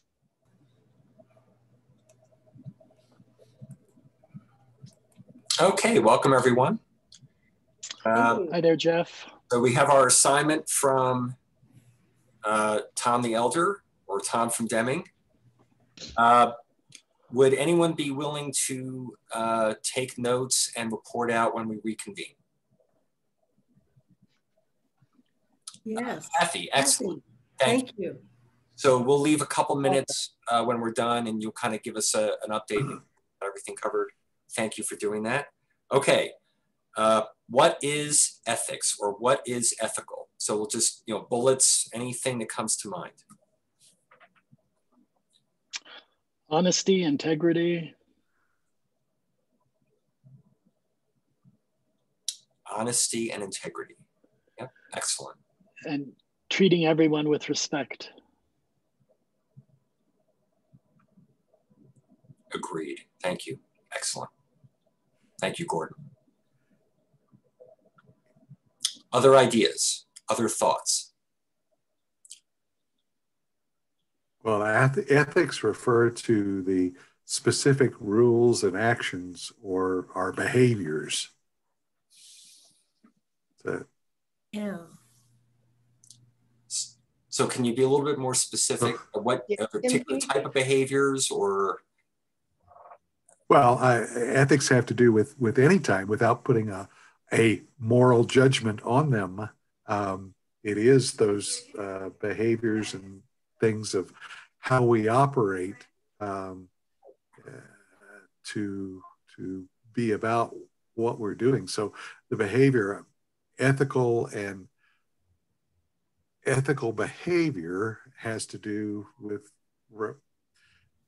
sticking to the rules and the actions that are specified. Yeah, I think Tim nailed it. It's a set of moral principles. Yeah, I was going to say a moral stance. Yeah. Well, and I think morals are those overarching guiding principles that determine our ethical behaviors. How's that? Right. And I don't want to put words in your mouth, Tim, but what I think I also heard is, and it's then how we promote and live by them. Did I hear that right? So there's a set of principles or behaviors, and then it's also the how do we reinforce and live in a way that aligns with those principles and behaviors. Yes. How we conduct ourselves, yes. Right. I would add knowledge and understanding of the ramifications of our decisions. Oh. See, what we do, of how it affects others. That's great. And the outward response. Very nice. Exactly. I agree with that, Aaron. I think that ethics are the guiding principles that really dictate how we interact with the world and the people around us.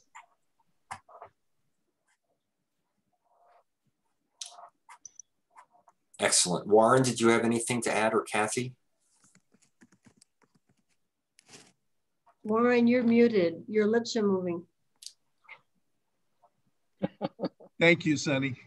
I wanted to ask Sonny, specifically, morals or ethics often relate to differently to different cultures, and Rotary International is an umbrella over many, many different cultures and moral and ethics standards.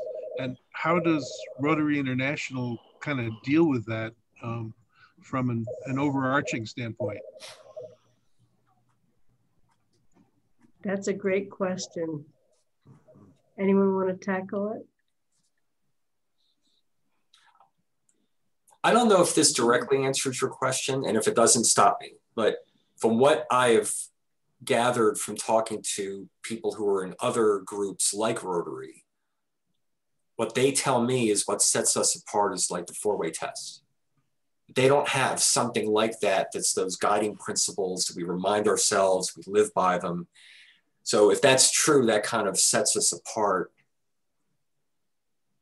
especially if we adhere to them. They're not just words on a page. So that's just what I've heard. And that was going to be my response also, because I don't think we get much more than that in terms of guidance from Rotary International. But that's a set of principles that can be applied worldwide. Everyone can relate to that and understand how it would make us better people and better organization. Maybe you want to stay unmuted, Warren, because we're a small group.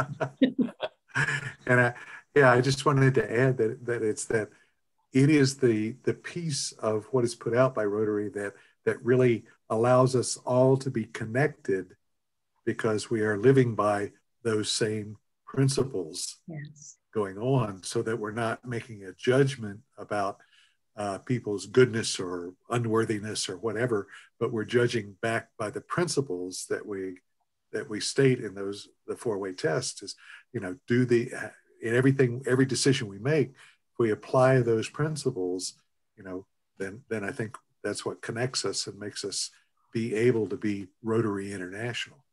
Precisely, without being sectarian or political. Right. Apolitical. Or judgmental in any way. Exactly. That. Okay, I'm just looking at the time. We've got a few minutes left. We'll switch over to social responsibility. Before I do, Kathy, are you okay with what we've said so far? Do you have it captured? I think I do. Okay, cool. You, Kathy. Social responsibility. What is that? And maybe why is that question being asked of us? Like, why in Rotary are we thinking about social responsibility? Who has thoughts? It's how we benefit society. Yeah. Exactly. Yeah. Excellent. Sitting here at a mega food pantry in the midst of El Paso's pandemic, I have to look at that issue of social responsibility constantly. And it sort of comes back to helping people, people in need, whether it's an assist with finding a job, or whether it's a fish to eat, or whether it's training people how to fish. I think it really comes back to your community and making your decisions based on the benefit of the less fortunate in your community, and or the benefit of all. I'm thinking in terms of energy policy that would benefit all as a social responsibility issue there, as in a lot of different issues. But I think generally for me, it comes back down to what are we doing to enable, empower the less fortunate in our communities. Yeah, and I think it goes beyond just the people. I think it has to do with our environment as well, and how our decisions impact the world around us, including the people and everything else. And by environment, are you also alluding to the new area of focus for the Rotary Foundation? That's part of it, right? I mean, I think so. Yeah. Yeah. I think that's an obvious place where Rotary has responded in social responsibility to the world around them and recognizing the importance of including that as part of what we're about. Excellent. We have a minute or two. Any other thoughts? It occurs to me that in a way, social responsibility augments the consideration of ethics by expanding our vision, by making us think about ethics in a broader context. So it's really not just what's right in this particular interaction, but what's right for us as part of a larger whole. Right. And I like that. I'm sorry, Karen. I was just going to say, it's that attempt to include the unforeseen as well as best we can, the unintended consequences of our decisions, of trying to address them before they become the unintended consequences.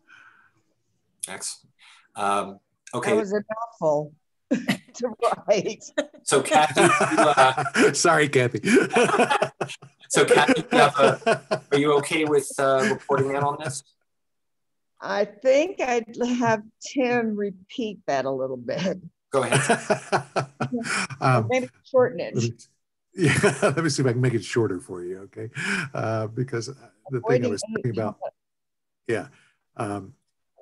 our social responsibility includes considering the unintended consequences before they become unintended consequences. Okay. Cool. Okay, so what's going to happen is I'm going to leave the room myself and let the other rooms know that we're going to have 30 seconds because I can only do that when I'm out of this room. So I'm going to take off. You've got 30 seconds to mingle, and then we will reconvene. Thank you all very much. See you in a minute. Thank you, Jeff. Thank you. Aaron, you were going to say something.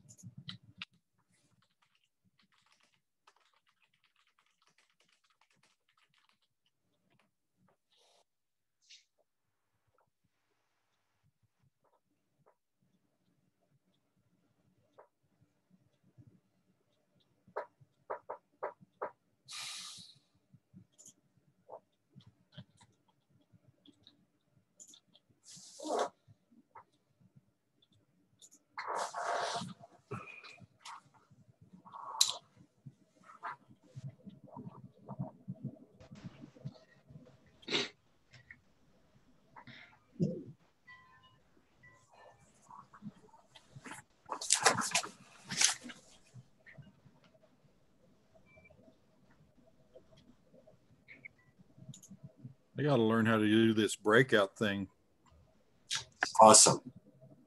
I use Zoom all the time to teach, but I've not ever seen that.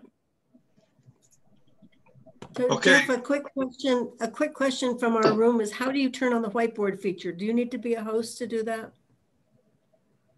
So I will answer because only because Bruce, I think earlier referred to mine as a whiteboard. I'm not activating the whiteboard. All I do is I pop up a simple text editor that I type into and I share it. Oh, okay. I never use the whiteboard feature of Zoom. Yeah, whiteboard is a good feature, but it's got a few quirks. Okay. Right. Thank you. I like a text editor because it doesn't have all the controls and noise around it. It's just a simple white page that I can write into. That's why I use it. And that works on Mac. There's a counterpart on Windows. Could you do the same thing with a slide, with a PowerPoint slide? Mm-hmm. Sure. That's what we use in WebEx. I teach it online. We use WebEx a lot. I think Department of Energy has a contract with them. I much prefer Zoom, much easier to use, much more reliable. Yeah, I've thought that too. All right, Tom, we are all back. Okay, let's go around to our presenters and see what kind of ideas they have can present to us. Okay. Group one. I'm not sure what Am I group one? Tell you what, I'll just go, okay? Or now. Go. Okay. All right. So, well, we had some really good discussion, some conversation, and talked about of course, the golden rule, the four-way test. If it doesn't feel right, it probably isn't. Having that internal compass that guides us. And I think that as Rotarians, that's part of who we are, and that's what draws us to Rotary as well. Then to share that common sense of ethics and social responsibility. We talked about how we're being affected by the virus right now, and how keeping people safe leads into social responsibility, and just how we can all use more empathy and grace. And so that's a nutshell. Okay. Social responsibility. Yes. Oh. we believe in social responsibility. Social responsibility. Finish your answer. That's your responsibility. Right. So and that came in specifically with like right now with the virus, and Governor Diane was talking about her responsibility in visiting clubs or managing how she does or doesn't visit clubs, and so I'm not saying that very well for you, Diane, but no, we did a great job. Well, thank you. But we do have a responsibility to one another then to take care of each other as well as take care of ourselves. So there you go. Thank you, Tom. Good. Tom, well, I was in group 2, and Dean Caldwell was our scribe, and he's going to report back. Go ahead, Dean. Okay, we talked about several things with ethics. One of them is doing the right thing even though it costs more than you want to pay. What's on your heart? Character counts. Do the right thing when no one else is looking. And that ethics is sometimes tied to the position, so that certain positions have certain ethical standards. Social responsibility, we talked about taking care of the community, about the social and ecological climate within the community, and having a positive effect on that, and that we put others first. Okay, good. Okay, Susanna's going to be our spokesman. Susanna, let me know if you want me to show that. Yeah, that would be great, and then I'll just narrate.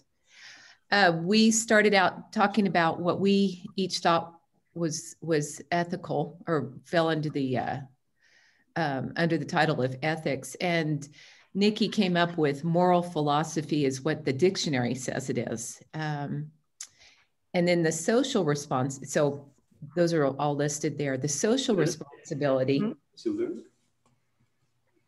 The social responsibility, we went through all of that. And then we thought about it's an individual perspective. So what someone may think is social responsibility, it may not be for someone else. And then also how we deal with the different social responsibility, maybe through prayer, physically, or monetarily. I mean, it could be different things for different people. So that concludes our discussion. Very good. And we were the group 4, and Kathy was our scribe, and she's going to report out.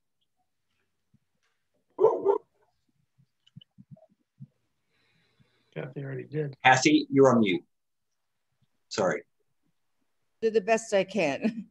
Under ethics, we came up with honesty, integrity, treating everyone with respect, having a set of moral principles, live in a way that aligns with those principles. What we do and how it affects others is an important thing to consider. Ethics vary in different cultures, and how does Rotary handle that? The four-way test was the answer to that question. Social responsibility is how we interact in society, recognizing and helping those who have less and recognizing their needs. avoiding unintentional consequences before they become unintentional consequences. Very good. Excellent. A lot of different ideas out there about around, and number one, you can see that it's a broad subject. It has lots of different concepts in it. You think you're ethical, and then you find out you hurt someone you shouldn't have, and things like this. And so it's something that's been on our mind, and Rotary has given us obviously some good guidelines to follow, but it's very difficult at times to think, is this ethical? Because number one, can you make a law that makes you ethical? Legislate ethics? No. It's difficult, isn't it? It's difficult to legislate social responsibility. And Rotary gives us some of those tools we need to develop with ourselves those concepts. Another part of this lesson is vocational.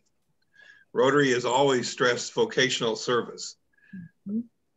So why do we need classifications to start with in our clubs, even though they're pretty much unlimited now? But why do we still need classifications? I'll go, if you can just chime in on this one. To help the younger generation. Okay. But why do we want different classifications in a club, maybe?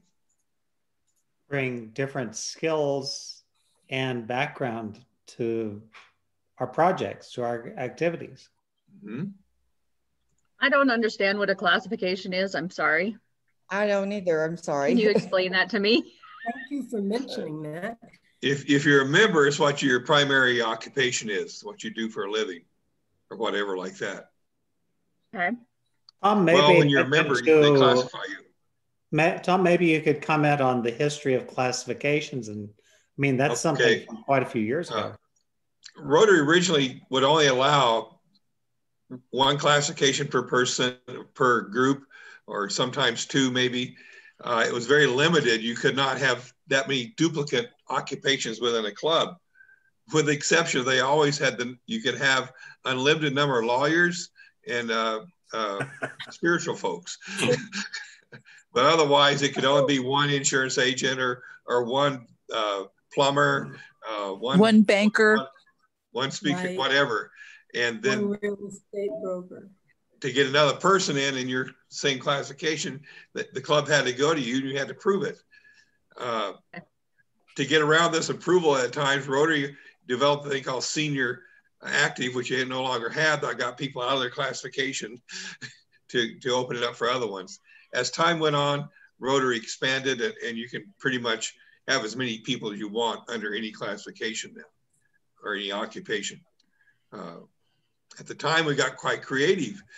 We'd have a domestic lawyer, commercial lawyer, banking lawyer, or whatever, and the same thing in different jobs. So, but now you can pretty much do what you want as far as classifications. But why do you need, do you think we need to classify people still? Diane? No. I don't think my club does. I think there's one real powerful reason for that. And actually, it's funny that you're even mentioning this, because I'm on this soapbox right now with my district, because every year when a district governor is looking for cheerleaders or leaders, we look at that list to see, what background a person has. And what I'm finding in my district is we have an awful lot of classifications retired. And I kept saying, well, if that was a classification, I would have done that years ago, That's correct. That's just my district. That's just my district. You know what's interesting? I would say too, I think pretty strongly about this, because clubs are often lacking a skill. Like, I know our club doesn't really have anybody that I would call public relations. And yet I would think that's a classification you would actively seek. Absolutely. I would say I fit the classification of technology. So I really can help our club in that way. But if I wasn't in the club, I don't know who would adequately manage our Zoom meetings. Right. So I think classifications bring strength to clubs. Well, I think what you're saying is diversity brings strength. Right. Yes. And that probably goes into the whole, I just started having that conversation with someone the other day. We're a new club. We've only been around, I think, 3 years. And we have about 30 members at any given time, 31, 32. And not most of them are active, but they're on the books. And when I'm looking, because I'm the president-elect, towards membership, I don't want to just grow membership. I want to do what you just said, Jesse, grow somebody who can be the club photographer, or as you're saying, PR, because that's not a skill that I have, and it's not a skill anybody in our club has. So, but I've never thought of it as a classification. So good point. I think Rotary's changed to where what they will tell you in membership is, if you find someone you think they're a Rotarian, figure out a way to do it. Don't limit because of their job or whatever. Sorry. I was just going to say, we have a responsibility as Rotarians to represent our communities fully. And that's one of the uses of a classification system, is to look and see where the gaps are in terms of having people in our communities represented. Right. And in ours, and Jesse and I are in the same club, we had a member who suggested that we look at our roles, our roster, and see those classifications so we can reach out to those that are missing, as a way to get more mission and diversity. Mm-hmm. And I also see classification. One of our club goals is to, I guess, reduce the average age of the club. And I see classifications in that way would be a nice way to help set up maybe a mentor-mentee relationship. If you join the club and you notice someone else is in a similar classification, I think that can really help build skill set for our members in a mentor relationship as well.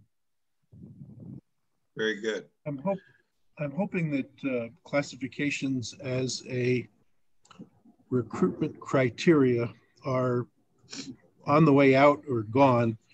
Classifications make excellent tool for building a club, targeting recruitment, but as a way to manage who's able to join and who's not, I'm hoping long gone. Warren, I think that's good, because we don't want to be restrictive. Right.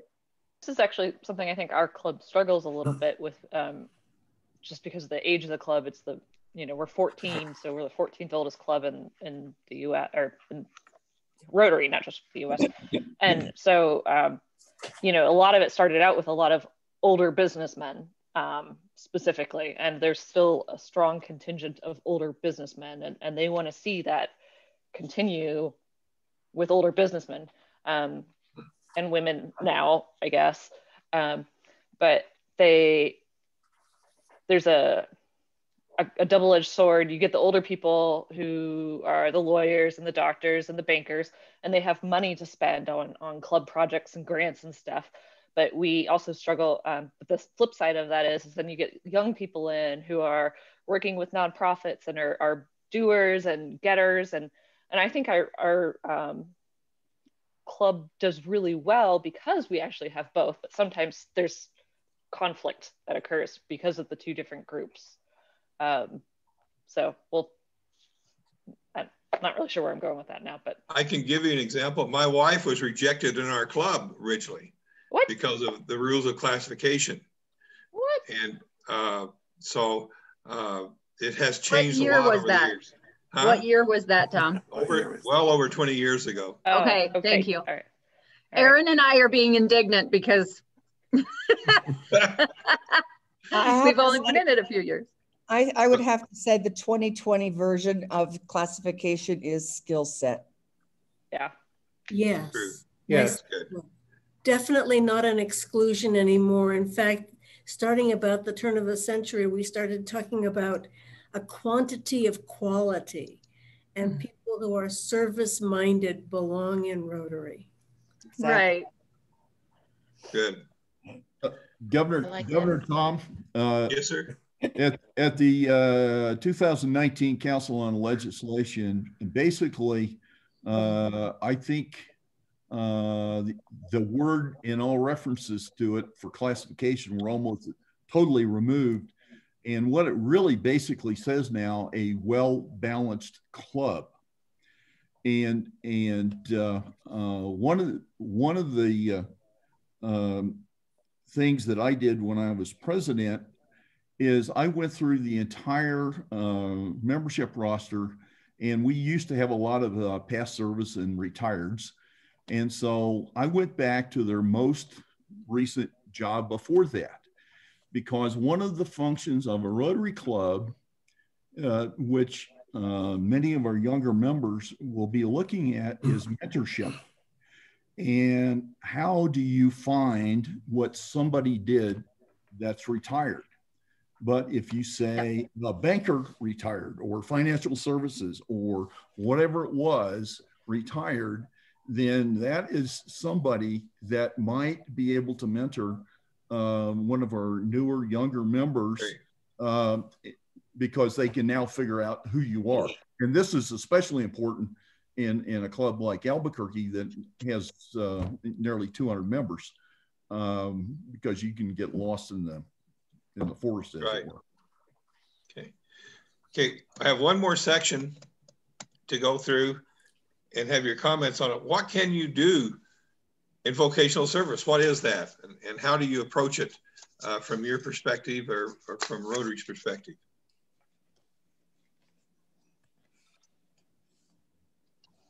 What do you do for vocational service? Again, I'm going to say I don't understand what vocational service is. Okay, you go over here to, and put my cheaters on to read. Thank you so much for saying so. Yeah, thanks, Julie. It's easy to do, ha ha ha. Vocational service can range from sharing with others your vocation, encouraging people to get into vocation even. I know our Rotary Club over the years we'd be at career day at the high school and talk about their vocations to people. And so some things like that. How do you share your vocation? How do you apply that for your community? Tom, would it also include things like accountants bringing their expertise to the financial aspects of the club, or me bringing my technology expertise to run the Zoom meetings? I guess I've always thought that's part of what we talk about. It's true. Using your vocation in a positive way. I would think using our Interact kids and really building on what they have to do, or what they are wanting to go to school for, and then try to build on that and use that as a mentorship. This past year, we had just started to do this before the COVID hit, and it seemed like it was going well. We were starting to get more kids to take part in Interact. So we were trying to use that as a vocational, so we can kind of help mentor them. That's correct. In Angel Fire, we would do a career day where we would have different members of our club speak about their careers, what they did, to students at our middle school. Here's another twist on that. That's a good idea. You'd have to talk to the people running RLI, but at RLI, people will come in and talk about, things that relate to their profession. I think one thing is sharing with young folks, even, or mentoring, is let them know if they want to do something, they can do it, and maybe give them information how they can reach that goal. I know even in our club, we have students every meeting, and sometimes they say, I want to be this. Well, one of our members is in that area, maybe walks up to them after the meeting and says, I can help you, be sure and do this. I help you get contacts if you want to pursue that career. So again, it's a mentoring and sharing aspect too. Tom, may I interject for a moment? Yes. I think there are like three aspects to this. You know, Rotary started as a group of associated vocations. And one of our principles is the inherent dignity of all forms of work. So when Rotary is looking at vocational service, one of the things we're looking at is how to acknowledge and appreciate the work that everyone does. And that takes, I think, two forms. One is giving of ourselves to our club and our community through our vocations. And the other is calling forth and acknowledging the contributions of people in those vocations in the community, which, by the way, is a wonderful membership recruitment tool, because people do join Rotary in part to be known and empowered in their vocations. Great. Also a good way to participate in the foundation, using your vocation to meet other people's needs and contributing that way to a great global grant if you want to do one. So, okay, well, I appreciate all of your great discussion. It's always great to hear everybody's thoughts and ideas. You can see that Rotary is pretty diverse, and that's what we want it to be, with thought. And basically, we're trying to do the right thing. And sometimes that is a challenge, but we can all do it together. So I appreciate your time, and I'll turn it back over to who's next? Kathy. Tom, Dean Caldwell has his hand raised. Okay, I'm sorry. Yeah, Tom, I have a question though. One of the things that I've found myself about Rotary is we aren't as diverse economically as we could be. And so I wonder if classifications adds to that, because we just don't have many janitors or housekeepers or wait people, you know, that join Rotary. And so does that kind of keep them out, because we tend to emphasize classifications of people that are more highly educated? I can tell you that's probably true even within any classification. When I was in my Rotary Club, when I became president as a speech therapist or teacher in the school district, that was the first time ever they had someone, quote, at that level run a Rotary Club, because they were very elite then. And so, yeah, sometimes we become so elite, we do not we don't look at other classifications as being very important. Just as an aside, Dean, I think even more than classifications, I think our traditional meeting structure has been an obstacle up until now. True. Because people didn't have time during the day to meet for lunch. But now that we can have clubs look all kinds of ways, we can branch out a great deal more. And I think also the dues are an obstacle to a lot of classifications. Indeed, if you ever watch Dirty Jobs, there are a lot of classifications out there that are very important to our basic survival. Absolutely. As people, we need to open ourselves up to those. Especially now in the time of COVID too. Absolutely. Rotary International is actually looking at the socioeconomic factors and trying to address them and say, how can we be open to people of limited means and other things as well? Great.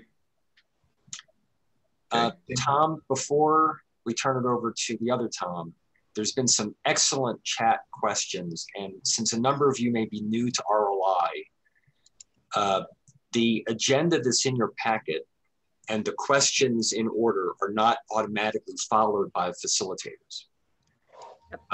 So that's part of the autonomy of Rotary Leadership Institute. So they are more of a guide. So if you notice that we skipped over a question, or we don't worry about it, other than the fact that each session is a little bit different, and those outlines are really intended to be that. So if you notice that we're going back and forth, that's kind of part of how RLI works. Definitely. Hey, Tom. Tom, I had one other comment. This is Nikki.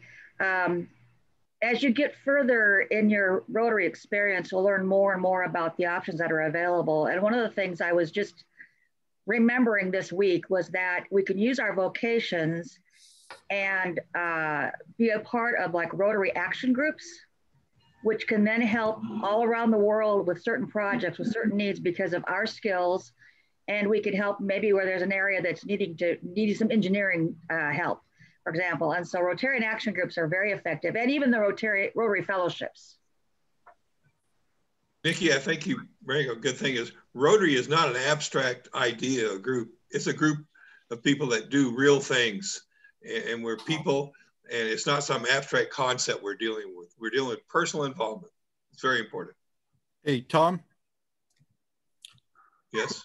This is Steve McGinnis. I wanted to point something out. I just kind of ran a search on Google about, I punched in Rotary Club International membership requirements.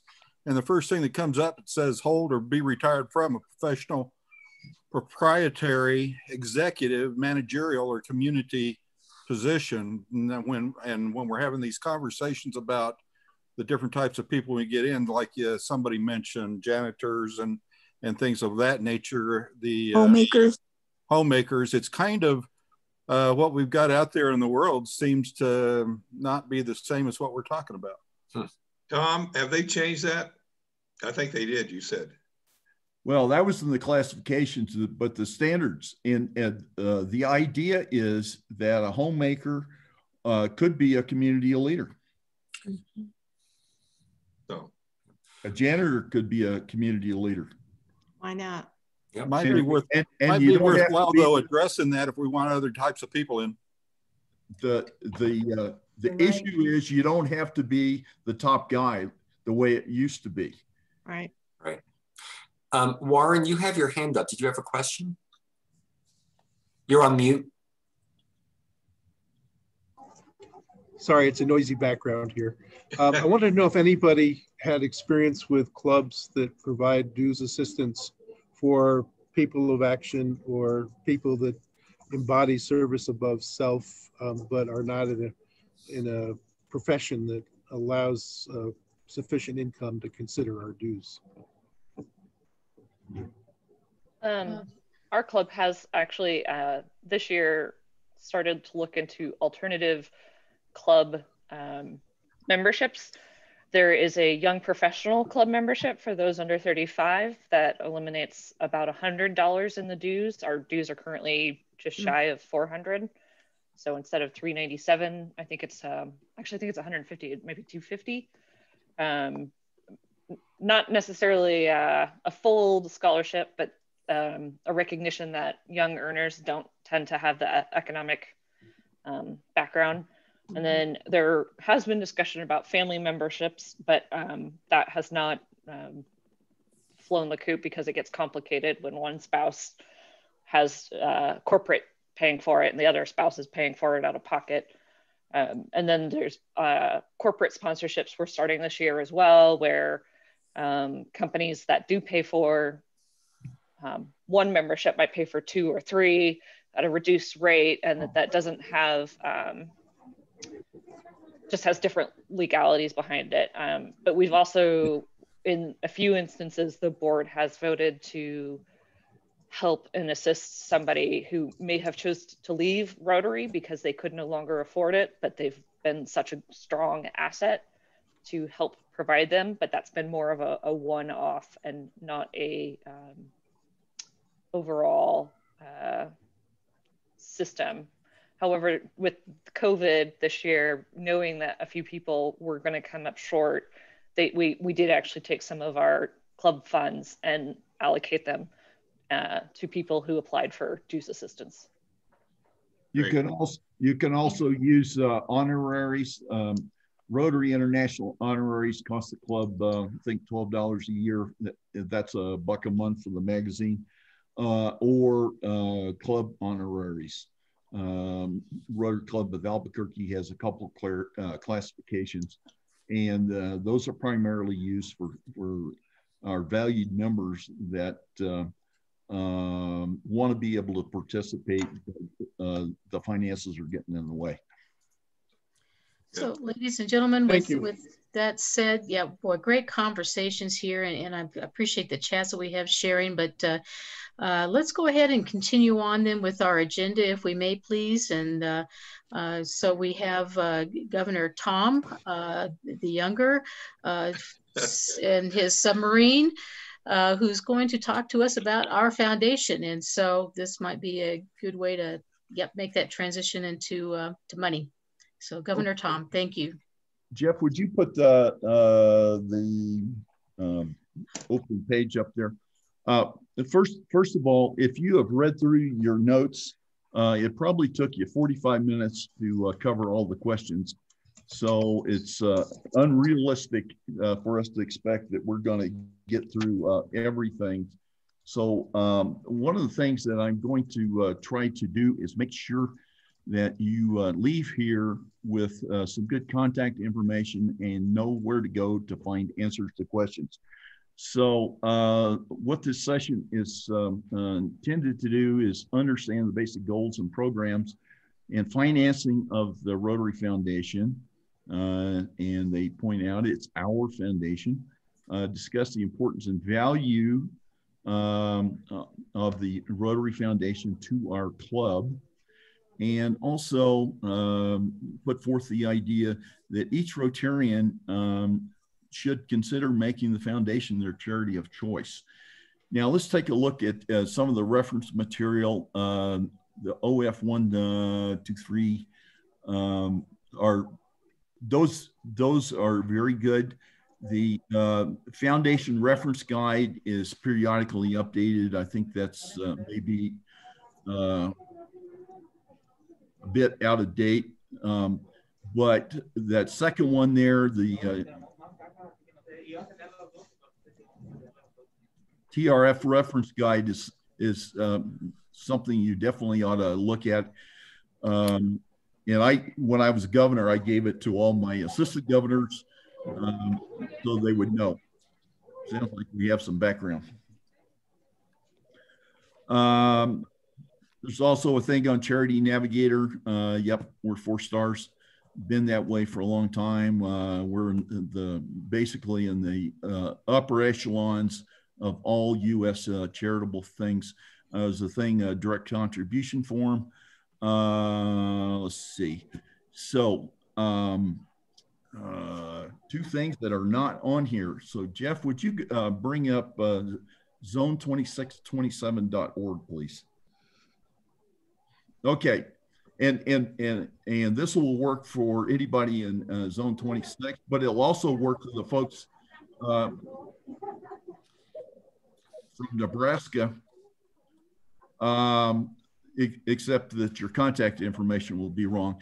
See over here on the right-hand side where it says TRF Resources, the very top one is TRF Resource Guide. Jeff, would you click that blue one there, right there? And this is a big PDF file. And what I would recommend you do is when you get done with this and before you get totally engrossed in the Sunday football games, you download this document and make a copy of it. It's 18 pages of everything that you want to know about the Rotary Foundation.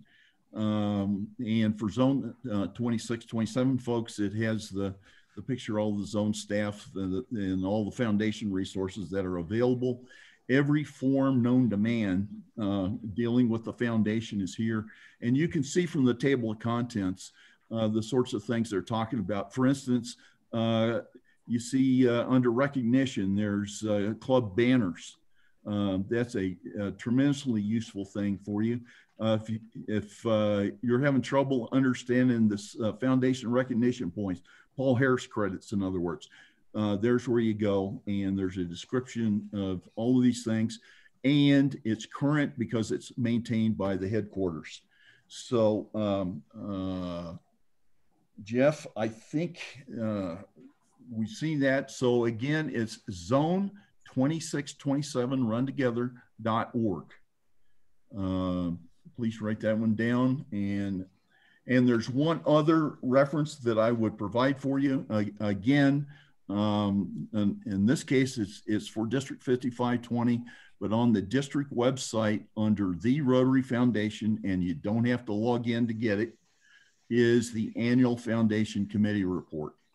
And that tells you everything there is to know about what went on in Rotary District from the foundation perspective in the preceding year. So, and again, that's a PDF document. I would suggest that your foundation chairs and your presidents use that as a training document. So now let's quit the share and go back. So first question, and instead of using the Zoom hand thing, how many of you have had a club foundation position? Would you hold up your hand, please? So I kind of get an idea here. Okay. All right. Next question for District 5520 people. How many of you were able to tune in last Saturday when we did our annual training? All right, Jesse, hold up your hand. You were there. Okay. I would recommend that you, District Secretary Donette will be emailing the video links and the PowerPoint presentations as soon as they're ready. And I think they're just about ready. The principal speaker was Brad Howard, past RLI director, talking about polio. And I would guarantee you'll get a different idea about the Rotary Foundation and polio after you listen to Brad. Okay, so we're talking about the Rotary Foundation. So that brings up the obvious question. What is the Rotary Foundation and what is it there to do? And the floor is open.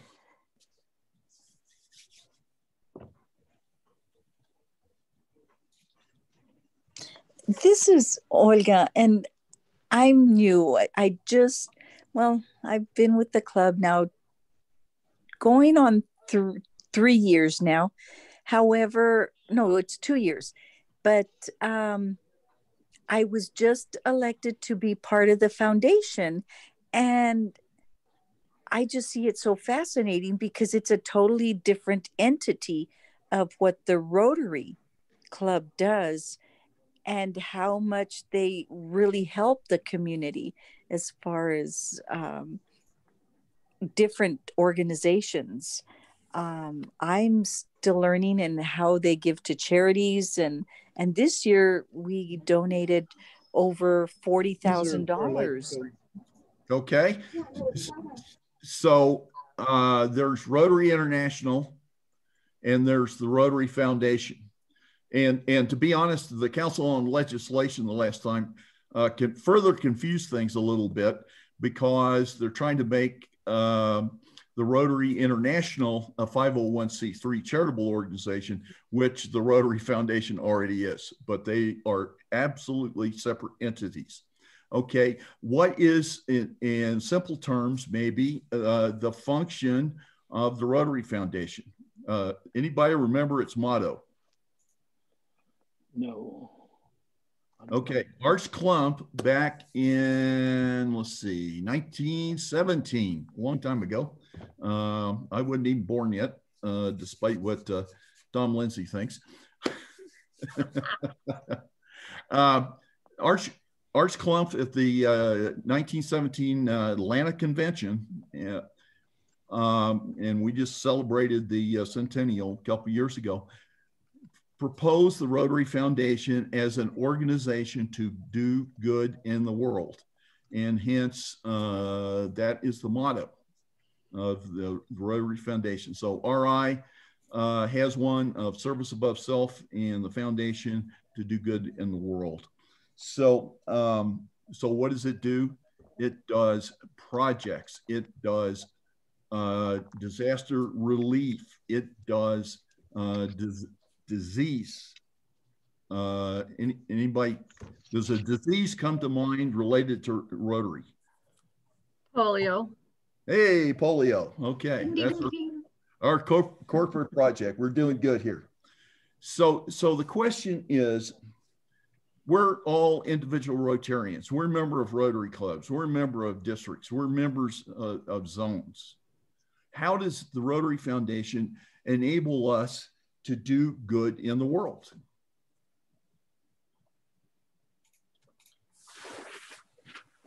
The Rotary Foundation raises money through corporations, governments, and individual Rotarians, and they pool all this money to do bigger things in the world, like the End Polio Project. Well, that includes a lot of stuff. They are a link between parties. They allow Rotary clubs to work with other Rotary clubs and districts to work with other districts, not even in our own country, to do things that we could not do by ourselves.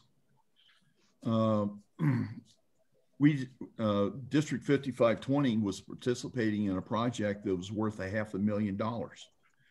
There's no way that the Rotary Club of Albuquerque, the largest club in the district, is going to do a $500,000 project. But by banding together with other Rotarians and clubs in the United States and other countries, we were able to do that. So that is one of the aspects. And yes, we do raise money for those sorts of things. Okay. So go do Tom? Yes. The process you're talking about also through the Rotary Foundation gives a very, very great process that enhances and increases your chance of having a successful grant. And that's true. And to be honest, as much as I'd like to, we're not really going to get into the guts of the district grant program or the global grant program, because that'll be covered in Unit 2 of RLI. So the next unit will talk more about that. And I also should add disaster response because that's a late arrival. Okay, so at this point, what I would like to do is for you to think about some of the service projects that you do in your club and pick one or two. And then what I'm going to ask you to do is briefly describe that and share with us, was that a club project? Where did the money come for the project? Was it an international project? Or was that something you got from the district for a district grant, for instance? Could that have been a part of a disaster response? So take a minute or so and think about that, and then we'll ask for volunteers here.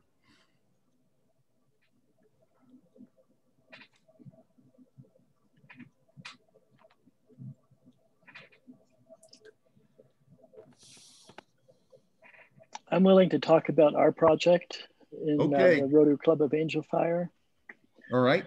A couple of years ago, we got a district grant to build a playground to support Heart House. And Heart House is in Taos, and it's a refuge for women and children who don't have a place to go, to live.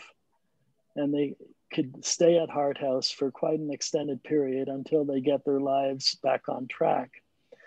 And since they had children here, we thought it would be a good idea to build a playground for the children to keep them busy and entertained during the day. Okay. And that is a great project. And where did you say the money for that came from? The money came from our club. We also partnered with the United Church of Angel Fire. They donated $1,000. And one interesting thing here is that our club is small. So while we had some money, the United Church of Angel Fire also provided manpower. So that was an interesting way also to participate and work with another group and get their sponsorship. Did you mention that that was a district grant? It was a district grant, yes. And anybody know where district grant money comes from? District. The foundation. It comes from Rotary Rotary Foundation. Yeah. Tom, this is Kathy Herman. Could I just make mention of one thing? I want to thank Gordon and Angel Fire Rotary and United Church of Angel Fire. I'm the founder of Heart House. And the board president. Yep. So I'm finally meeting a gentleman that was part of that playground. Oh, wonderful. Really cool. All right. All right. Thank you, Gordon. Yeah, that is a twofer. Okay, so district grant money comes from the district. And where does the district get it? From the foundation. From the Rotary Foundation, based on our annual giving 3 years ago. Okay. And I'm not supposed to get into the share system, but the general flow of things is we give money to the Rotary Foundation and it goes to the annual program fund. It's invested by the foundation for 3 years, and then half of that money comes back to us. We get to say what we do with it. And in District 5520, always half of it goes to district grants, and the other half we use primarily to match our global grant projects. Is there someone else that has a project that you'd like to talk about here? Tom, Warren had his hand raised. Warren, did you have a project you wanted to talk about? And you're on mute. There you Thank go. you. Yes, at the top of the show here today, I mentioned our Christmas party event. It's, as I mentioned, been going on for over 100 years.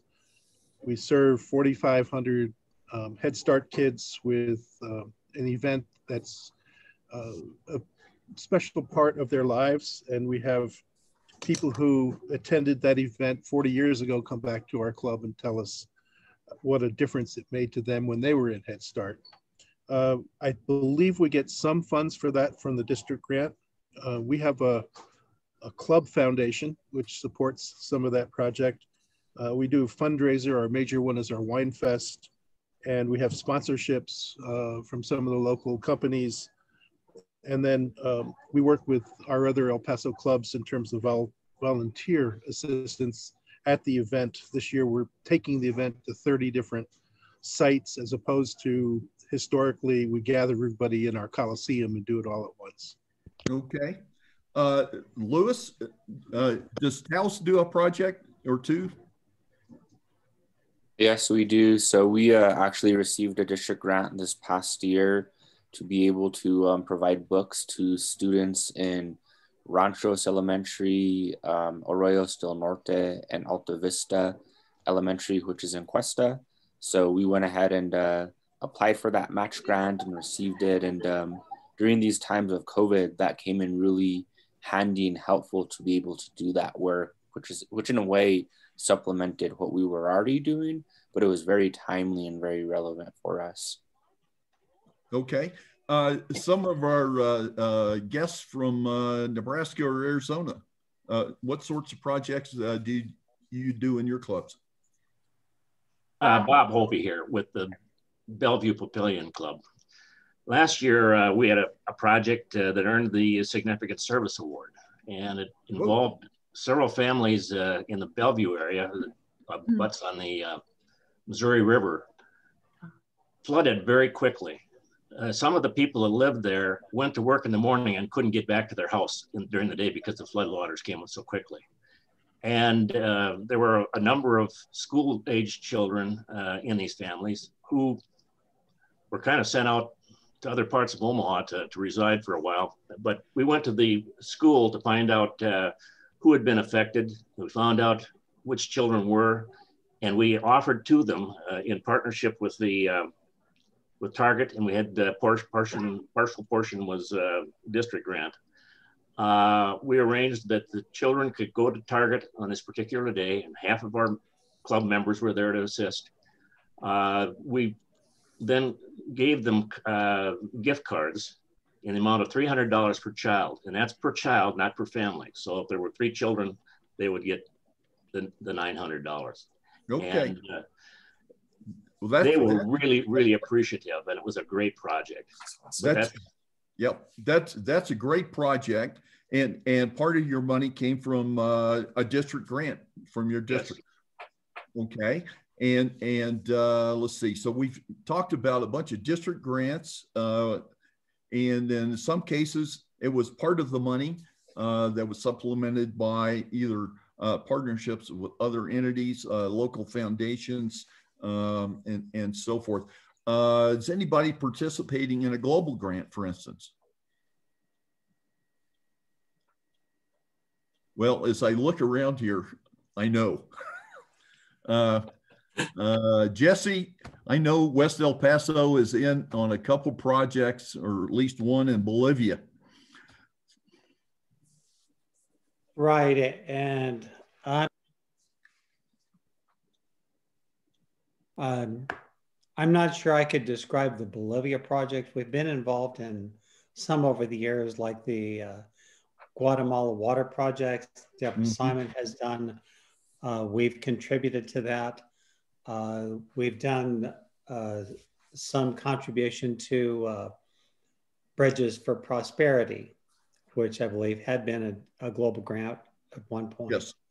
And if people don't know what Bridges for Prosperity is, it's an organization that identifies locations largely in South America and Africa where people have significant problems in their local area because of seasonal floods.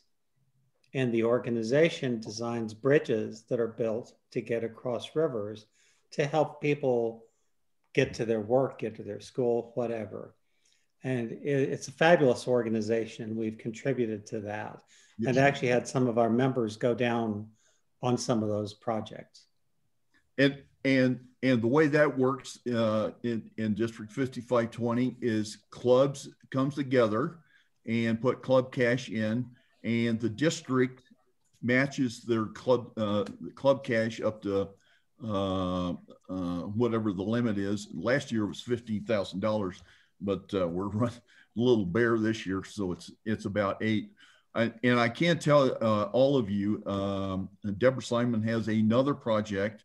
We are waiting for the host district governor to sign off the DDF so that the thing can be submitted.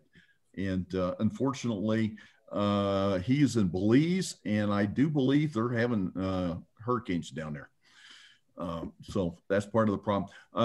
And Jeff is a member of the Rotary Club of Albuquerque del Sol, and you guys have a disaster response grant. We do. We've been very involved in COVID efforts at the Navajo Nation. And a lot of clubs in our district have partnered with us. It's very significant. And early in the COVID timeframe, the numbers in the Navajo Nation were quite high, like nationally high. And so there's been a lot of rally around supporting them, and they've been very appreciative. And we have folks from clubs from El Paso and Albuquerque and all over the district making trips out there, bringing supplies and food and all sorts of relief efforts. And it's just been wonderful. I mean, it's once a week, right? I'm sorry? About once a week, there's a train of trucks that goes out there. Okay. And disaster response grants come from the Disaster Relief Fund within the World Fund. So the money from that comes from individual donations to the Disaster Relief Fund of Rotary, the Rotary Foundation. So these are some of the ways that our money that we contribute makes a difference both here in our own district and around the world. So I'd like to move on now to talking about basic differences between a district grant and a global grant, and a thing called areas of focus. So the first question is, how many areas of focus are there? We ought to do a poll on this, but we don't need to. 7. Oh, Apparently okay. there are 7. I see somebody with that many fingers. Or is it this many fingers? I see 6. Okay. As of today, there are 6. As of the 1st of July, there will be 7. And the 7th one will be sustaining the environment. So they are, anybody want to help me out here? Peace and conflict prevention and resolution. Hey, okay. We're on page 24. Water and sanitation. Okay. I'm not smart. I'm reading and I figured out where we're at. Well, that's smart. Okay. Water and sanitation, right? Yep. Building and growing local economies. Okay. Economic development, reading and basic lit, maternal and children's health. Is anybody else? Okay. So yep. We're in for water and sanitation. Water and sanitation. Yep. Okay. So number 7 will be supporting the environment. So the question is, where do the areas of focus apply? Do they apply to every grant that we get through the Rotary Foundation, or just some of them? For sure, every global grant. Every global grant, okay. District grants, the nice thing about them is that they are, shall we say, considerably more flexible. And we would like, you know, some relationship, but it's not required. Similarly, there's a thing called sustainability. Global grants are required to be sustainable. District grants are not, and the standards for disaster response is even more, shall we say, flexible than district grants. So, so the idea is the larger grants and global grants have to be at least how much? 30,000. 30,000, because the minimum foundation match is 15,000, and so that means a $30,000 grant. And district grants, what can you say about the size of them? More or less than 30? Well, I thought the max was 2,500. It actually depends on the district and what the district has outlined. Oh. Yep. So a lot of people have the idea if a global grant is 30 and up, then a district grant ought to be less than 30. But in point of fact, last year we had a $118,000 district grant. Remember, the district gets the district grant and distributes the money. So it's based on however much you gave and however much the district decides to use.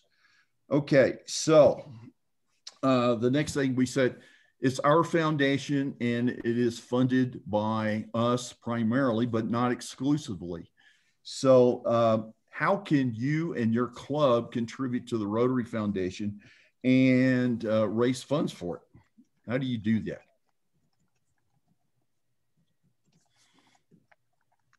Every Rotarian every year. Okay. And for those of you who are following along, since Jesse said the magic word of EREY, or every Rotarian every year, what is every Rotarian every year? Does that mean everybody gives $100? Per capita. Yes. Average. Average. The club has to achieve an average of $100 US per capita giving. And every dues paying member personally contributes at least $25. Okay, so that's a qualification for one of the banners. Oh. but you're absolutely right. The worldwide goal is everybody contributes on an average of $100, and that means there will be some $1 million checks and there will be a lot of zeros, but it averages out $100. So for the club banner report, and by the way, that is in Rotary Club Central, and it's I think the real name of it is Club Foundation Banner Report. It lists all of these various recognitions, and that is one of them. What if you gave to? Can you give to polio? Yes. How would you do that? You can go to their website. Oh, I love it. All right, you've been there to donate. Right. Okay. And when you go to donate, and that's once you get into My Rotary, and I recommend before you donate online, you do log in because it makes it easier for them to find you. And it'll auto fill in. And so what is the default answer when you hit the donate button?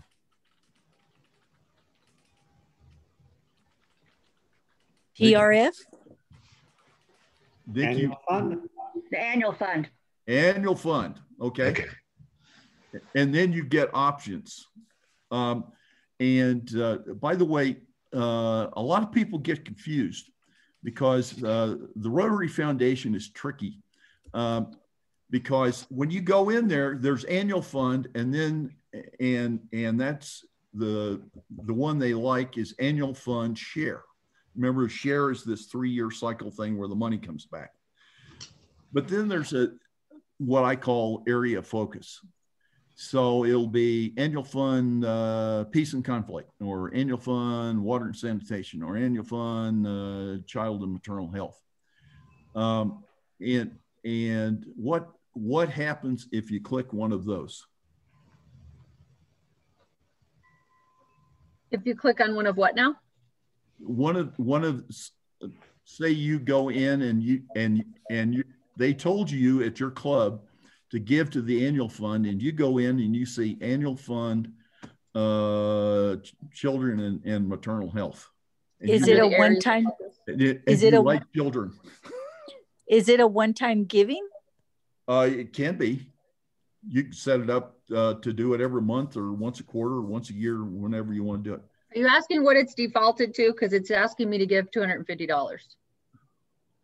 Yeah, but you can, there's an other down there that you can fill in and so forth. The thing is, as I'm looking at the website, it just shows annual fund. It does not give all the areas of focus under that unless you click that. Yes. So it defaults to the annual fund, and if you don't touch anything else, that'll go into the regular annual fund share. Absolutely. But a lot of people will go in there and they will see these other things and they'll say, Nick. Oh, I see. Yeah, I see. They told me to give to annual, but I like this maternal health, and it's also annual. I understand. The deal is the Rotary Foundation must, that's a restricted fund. Your club and your district will get credit for annual giving this year, but when it comes time at the end of the 3-year cycle, it won't be there because it was spent 2 years ago. It has to be spent in the same year. Okay, so we just had a polio event, the polio art auction, and people do all sorts of things. Albuquerque had Pino for polio. Some people pins for polio, bowl. I think the El Paso Club does it a little bit different. I think you give blood for polio or something, don't you? Well, a couple of years ago you did. So there are all sorts of things you can do and to raise money for the Rotary Foundation.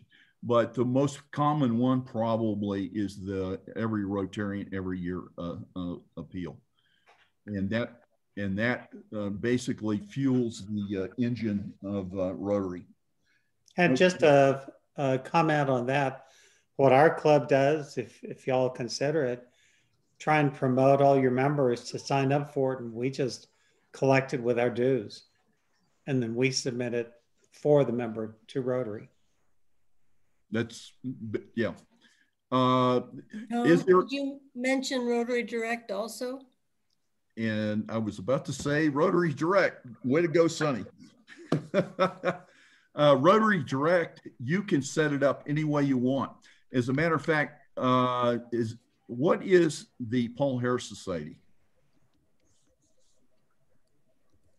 That's a great question, because I've only been in Rotary for a very short time, and every time somebody asks that question, I get really confused. Okay. So I'm a member of the Paul Harris Society, and I give $1,000 every year to the Rotary Foundation. So it's just a recognition for the amount of money that you've given? A minimum of $1,000 every year. Okay.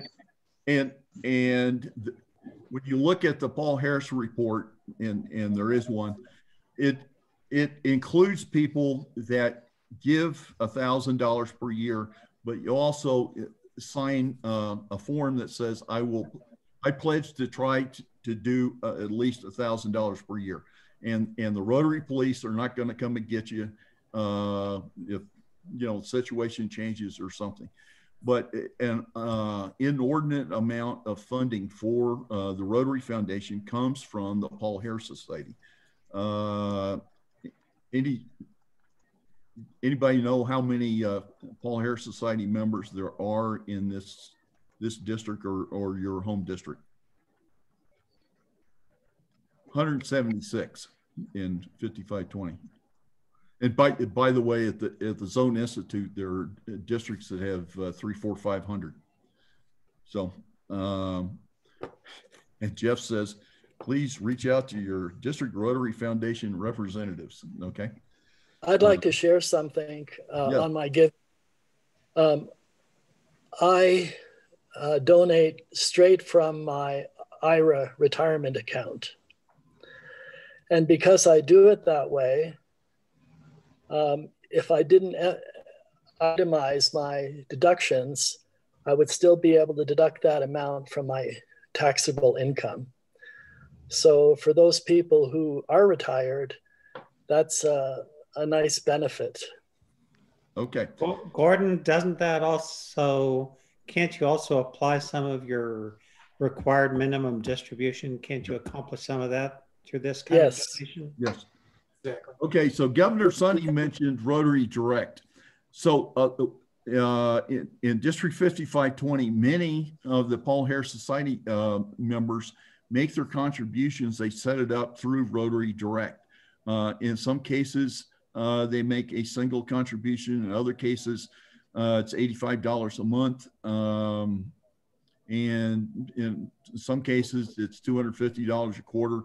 Whatever it basically, it's a programmed way of giving, and by the way, it doesn't burden your club secretary or club treasurer by having to send that in. So there are a number of things to take a look at. Rotary recognizes all sorts of contributions for $10,000 or more. You become a major donor, and I say it's the most expensive diamond that you'll ever buy until you buy the next one. For donors that give a larger sums of $250,000, it's Arts Club Society. And if you make a future gift of over $1 million, you become a member of the Legacy Society. If you make a future gift in your estate plan or insurance plan or however you do it of at least $10,000, your Bequest Society. And if you ever got confused by Rotary pins, all that stuff that I just told you will blow you away. It's worse than the military, I got to tell you. Pins. Okay. So we talked a little bit about every Rotarian every year, and a lot of people incorrectly think that every Rotarian every year means $100. So Paul Harris Society money can go to which funds? You get to pick. Well, let's start out with annual. Everything goes annual. Will polio count for Paul Harris Society? I see a nod from Governor Diane. Okay, and that's yes. And how about funding one of our numerous global grants? And I see another nod from Governor Diane. Okay, so those three programs count for Paul Harris Society giving, and you can mix and match if you want. Okay. What happens if every member of your club is a Paul Harris Fellow? John says touchdown. Is that what you said, John? You get a special designation as a Paul Harris Club. 100% Paul Harris Fellow. Yes, and the good thing is you only have to do it once. It's kind of like you only have to ring the bell once. But actually, many clubs try to maintain that, and that becomes part of the club's ethic. You know, we're 100% Paul Harris Club. Also, if you are, and I don't think we have any in this district yet, every member is a Paul Harris Society member. You can become 100% Paul Harris Society. And we just came out with a new thing in Zone 26, 27. It's called the Polio Plus Society. And that's for members who pledge to try to give $100 per year to polio eradication until the battle is won. And we're hoping that the battle will be won here pretty quickly. Let's see here. Tom? Yes. We have a quick question from Warren, and we're close to our break. Warren, did you want to ask your question? Yeah, Tom, I wanted to ask how the club keeps track of who's made every member every year donation. I would suggest that your foundation chair there in the El Paso Club, I'm right, yeah. Look at the club banner report. That is, and again, that's available on the RI website and Club Central. It's Club Foundation Banner Report is the name of it. If you actually want to go through all the to know who has and who hasn't, you can look at the club recognition summary, but it can be kind of confusing, to be honest. All right. But when you look at the banner report, it lists all of those possibilities. If everybody gave $100 to the annual fund, if everybody gave something and you averaged $100, that's a different banner and so forth. And Julie, I guarantee you will get confused if you're not already reading that. I'm looking at it right now. I'm trying to find it while we're talking. Well, I'll be calling you later, Nikki. So I'll be waiting for your call. One of the things I learned as I was preparing to be governor is how to bookmark. So all of these things come up on my when I log into my Rotary. So the Rotary Foundation enables us to band together to do things that we individually and even in small collections could not otherwise do.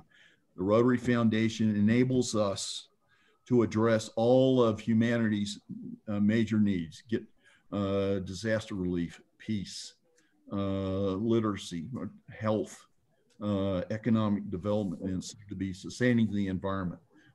Together, we can do these things. And it enables us to basically transgress borders and go where we can go. If you listen to the people that talk about polio eradication, what you will hear is that we did it because Rotary does not care who wins. We don't have an agenda. We just want to get rid of the virus. And in that regard, that has enabled us to develop all kinds of relationships in every culture that you can imagine to get the vaccine where it belongs. Nobody else has been able to do that. That's one of the reasons why Gates partners with us. That and the fact that our foundation is a 4-star charity navigator, and that's because we have extremely low overhead. We get the job done. We're transparent, and we're just effective as all get out. And it's like I tell people, if you want something done, tell a Rotarian you can't do it, and let's figure out how the foundation can help you do it. So unless there are other questions, thank you. All right, boy, that was an excellent presentation. Then, yeah, thank you so much, then, Governor Tom. Appreciate that. And again, another just really very awesome subject, and that we can get more in depth with in our sessions 2 and sessions 3. Okay, so guys, let's take a break. Charter that recruits and brings members in. As a benefit of that, we do service. Right. So I hope you had a chance to think about those two. And in some cases, there's verbs that become adjectives and adjectives that become verbs. If anything, what we are hearing more the last couple of years is stressing the membership part. The notion that, especially given that as Bruce or Jesse had pointed out earlier today, we've been losing members in North America. And the loss of members has made it more difficult to do things. And so there is a focus that Rotary has on growing membership so that we can do more than what we can do at the level we're at. So again, it's not like there's a right answer. They're both true. It really kind of reinforces how we think about them, because we are a service organization, but we're also a membership organization. And so hopefully over the next 30, 40 minutes or so, we'll be able to kind of peel the layers of the onion and take a look at this in a little more detail. One other statistic that was given at that Zone Institute that is probably still true and is just as profound. 50% of people who leave Rotary leave within 3 years of having joined Rotary. So if you think about it, statistically, that's not random. You figure, people join Rotary for 10 years, 15 years, 20 years, 50% of the people that don't stay leave within 3 years. The implication being that they were not engaged. And that's up to all of us to engage our members. And we are not monolithic in our Rotary clubs. We've talked about diversity already today. And diversity is a strength. What it suggests as it relates to engagement is that we're not all engaged the same way. Right? What engages me is not going to engage you per se. So we're going to look at different strategies. We're going to look at different scenarios. What are effective strategies for engaging members, and what may be some things that don't work as well. Here's another interesting tidbit. The title is Engaging Members. And years ago, and I'm in the quality business and we do a lot of surveys. We'll talk about member surveys in a minute. But for years, up until maybe the early to mid 90s, surveys were done and they were couched as satisfaction surveys. There still are some today, but in around the early to mid 90s, there was a recognition that satisfaction is not necessarily sufficient. We're really looking for engagement.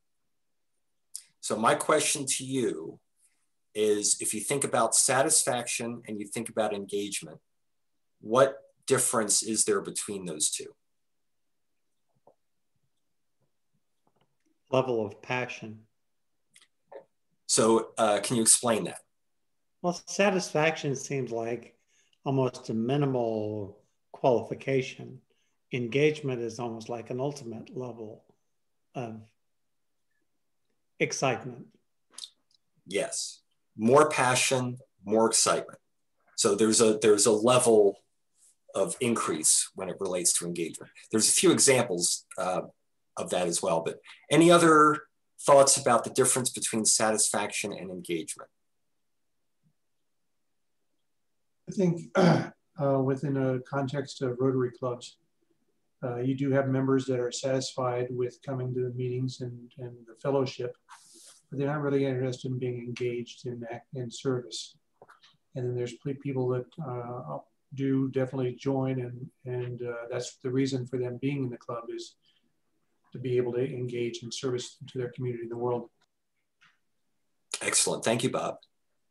Anyone else? Yeah. Yes. Jeff, I think satisfaction is passive. You know, you can just sit back and be satisfied. Mm-hmm. But you can't be passively engaged. You can. In the corporate world, one measure of engagement is how much do employees do above and beyond their job. And that kind of goes back to what Jesse was saying. If someone is passionate, they're not just going to do their job, they're going to go above and beyond what is required for them to do. So it's that extended participation that suggests that. I don't know about you all, but I'm very satisfied with Comcast providing my cable and internet. I'm not engaged. If we had more competition, they may not continue to get my business. But that's the whole notion of focusing on engagement, especially for a volunteer organization, where people don't have to stay. They can move on and do other things. We have to be engaged. We are engaged, otherwise we wouldn't be doing this on a Saturday. But what about the membership? And what about the unique challenge of conducting at least some of our Rotary business by Zoom? What has that done to engagement? What have you observed? Has it made it easier, harder, different? I think it's made it easier, and we've actually raised engagement, because people who, like we said earlier, people who can't make it due to work obligations or something else, they're able to make it through Zoom. And we also have a chance to be creative with Zoom and do things that we typically wouldn't do in a meeting, or use technology and videos that we wouldn't typically set up a whole projector and everything, get a screen ready and make space for it for just a 2-minute video on Rotary leadership. But through Zoom, we're like, oh, it's this easy, share screen. Have you noticed that there's been a difference in how younger people respond to being in a platform like this versus, let's say, people who are retired and may not be as computer literate? So we kind of talked about it earlier when we were talking about having your vocation listed or not, and like that category, like kind of categorized. I don't want to, so like I'm hitting on it in 2 ways here, because I wouldn't say that we've had an increase in younger membership quite yet. I think that younger membership have an easier time logging on and just going. You know, you have your millennials, which are very a unique generation, because they're the ones that, like, this was the generation when technology started to take over our lives. So we're between the one that didn't have technology, didn't grow up with it, and the one that has no idea where anything even came from, because all they know is technology. And so but millennials, you know, they adjust to it pretty quickly, and get that going, and then help other members to get it going. I served on we had actually what we called it a Zoom committee and our virtual meeting committee, so that to help with all these things. But you know, that's one way I think, and we, you know, even the poll ask it, are we a service organization or a membership organization that does service? And I think to attract younger people, this is one point I brought up at one of our board meetings a month back was, you know, I think that we should start adjusting, and instead of promoting ourselves, showing ourselves as a membership or as a service organization, we should start doing it a little bit more as business networking. Because to be honest, so many people, I mean, more than we might proudly admit, so many people join Rotary as a business networking tool more than to get involved with service, or they commit to service, they sponsor things to get their company name out there. So it's really for that return on it. And I think that we should start focusing and promoting that more so that we can bring in younger generations. Every club is always saying, how can we get younger people? And I think that's one way to be successful at that. That is awesome. We're going to talk about member surveys in a minute, but I would say one of the most important 2 questions to ask in that survey of members is, why did you join and why are you staying? Because in all likelihood, they're not the same. And if we know why people joined, that will help on the recruitment side. And if we know why they're still a member, that's going to help with the retention side. So those 2 questions, why did you join and why are you still a member? And when there are differences between the 2, that's very enlightening to understand, because for a lot of us, it does change. Excellent. What other notions do you have before we talk more about member surveys? Jeff, just one thing. It occurs to me it might be nice to ask also something like, what else would you like out of your Rotary experience? Because some people might be staying out of inertia. Right. Well, again, if they're staying out of inertia, they're likely not engaged, right? Right. Right. So that part of the survey is, what are we doing well and what can we do better for you, right? Yeah. We want to get both perspectives. Yeah. And it's got to be open and honest. So yeah, let's transition into surveys. In your packet, there's a membership survey included. It's lengthy, and I'm not a big fan of lengthy surveys because people lose patience. And if you want to disengage anyone, give them a long survey to fill out. I like surveys to be more pithy or less wordy. Focus on what's important. And so the key to understanding membership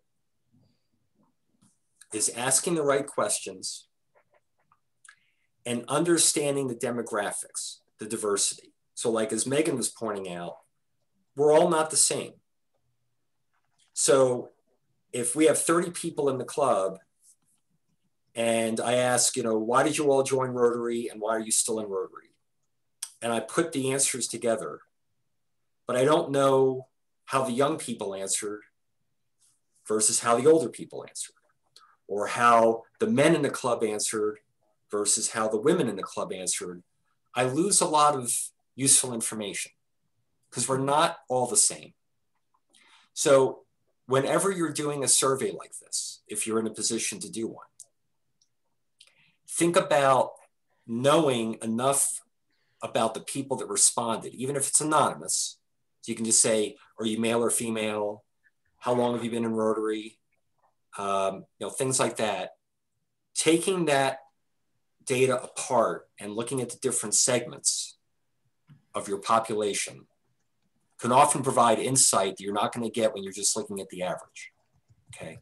And when we did our survey when I was club president, we learned a lot, separating it by male and female and how many years in Rotary and things like that.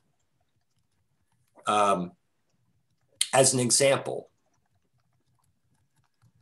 the older members in our club were not as interested in international service as the younger members were. And so by noticing that, we made sure that we got more involved in international projects, but we made sure that the older members who expressed that that was not of interest to them, that we had other things that they could work on that they would be engaging for them. And because we were doing international projects, they had a chance to see more about what they were like. And over time, they got more interested because they were seeing the fruits of our labor. So just think about segments of your membership population and making sure that you can look at each segment for how they respond, because a lot of times the real insight of a member survey comes from taking that data apart. Okay, I'm just looking at the chat. Okay, let me quickly show you, and as I said, some of those links in your RLI materials are not active. So let me bring up, if you go to Rotary.org, log in and go to Learning and Reference and Learn by Topic and go to Membership, okay?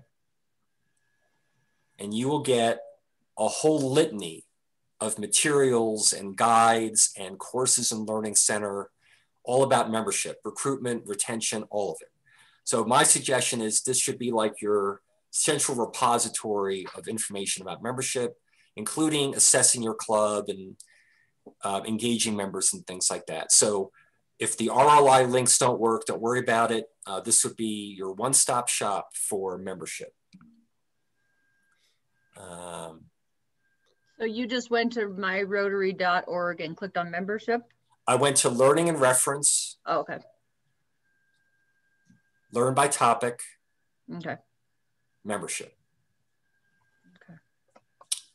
And some of it will take you to Learning Center because there's membership courses, but there's a lot of materials and files and things here that cover all different aspects of membership. So I highly recommend that. The other thing I was going to show you, we talked about the Rotary Strategic Plan before. Priority 3 is engagement. No surprise, right? And I like how they phrase it here. People of action strive to understand the needs of others. So if I'm in a leadership position in my club and I want engaged members, I really need to understand what they want and need. But again, they're not all the same. In fact, that's the strength of our Rotary Club, is it's in its diversity. So I need to understand those needs, and that's why the surveys are important. Participation in events is important. Kind of, observing, who's doing what. And again, in this kind of virtual world, engagement looks a little bit different, right? So we may still be engaged, but the way it looks now may not look like how it looked when we were meeting in person. And this may be obvious.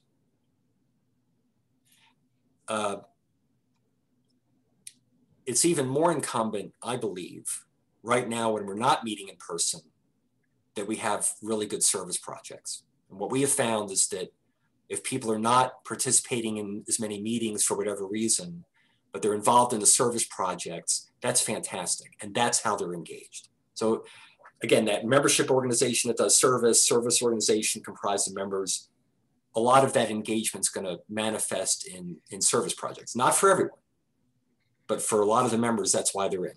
And again, that's what the survey enlightens us about, is how important are things like service projects to the members. So again, it's important in our strategy to think about engagement. And the fact that we are not monolithic, we need to understand.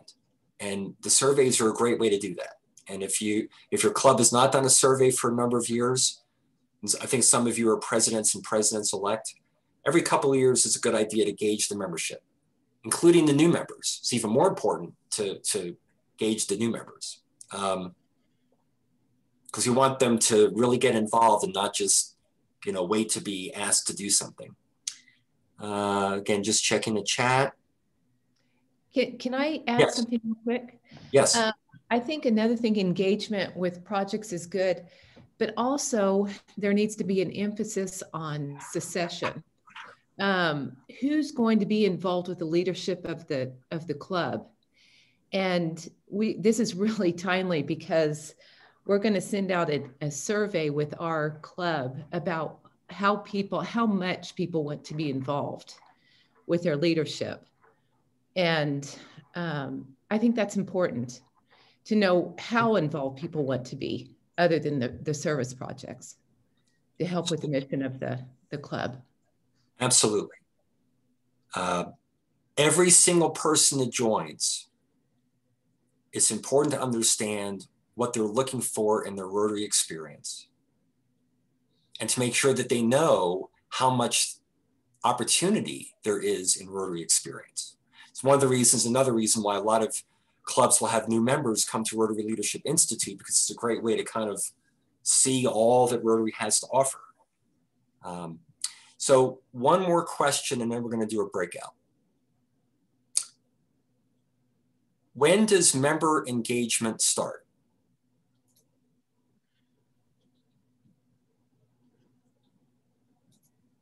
On the person's first visit. Say that again? On an attendee's first visit to the club, or even what? Even before. When they're invited. Yes. Is that what you're saying? Yes. Engagement starts before they've joined. Right. Right? So while we're in our recruitment phase, we want to understand those needs. What are they interested in? If we wait until they join, then they're probably going to be in that 50% of the people that left within 3 years. Right? So that's why that initial, if you want to call it vetting or getting to know potential members, why that is so important is because we're not just looking for numbers. We're looking for engaged people and we want to know. And I've been in interviews where someone was interested in something and I wasn't sure if Rotary did that. And I looked into it and I said, you know what, we do that. You can get involved in a Rotary Action Group or a fellowship. There's opportunities. If not, we'll figure it out. You know, it's almost nothing that we cannot do in Rotary. But we kind of owe that to people who join to make sure that they can find their niche and make it more likely that they're going to be engaged. We're going to do a breakout in a minute or so. Before we do that, any questions about kind of this whole notion of engagement? I think that the engagement actually starts before anybody's even considering, because it's the image in the community, and you know how visible we are, what types of things we're involved in, and things that make it so that people would want to join Rotary. It's a good point.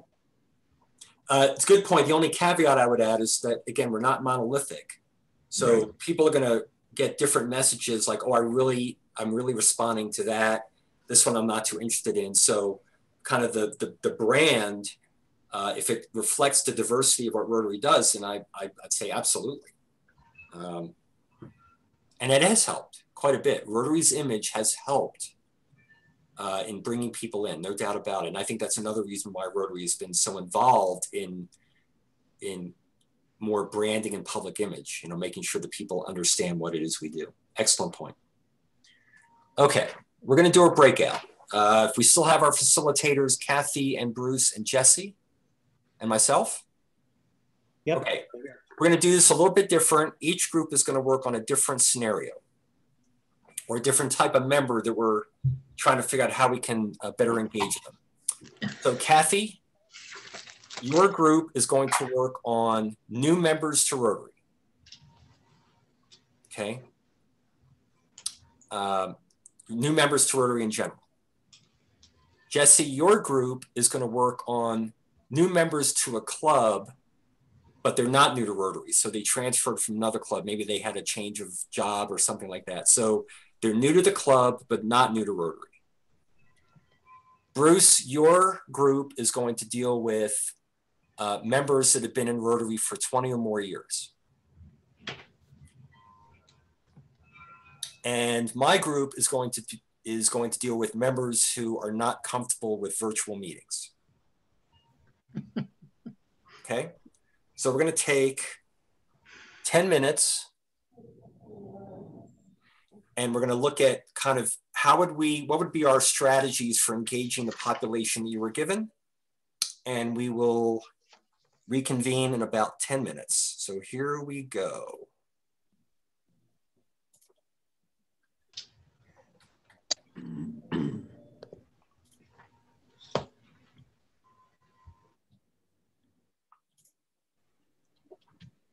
Okay, so we are looking at members who are not comfortable with this.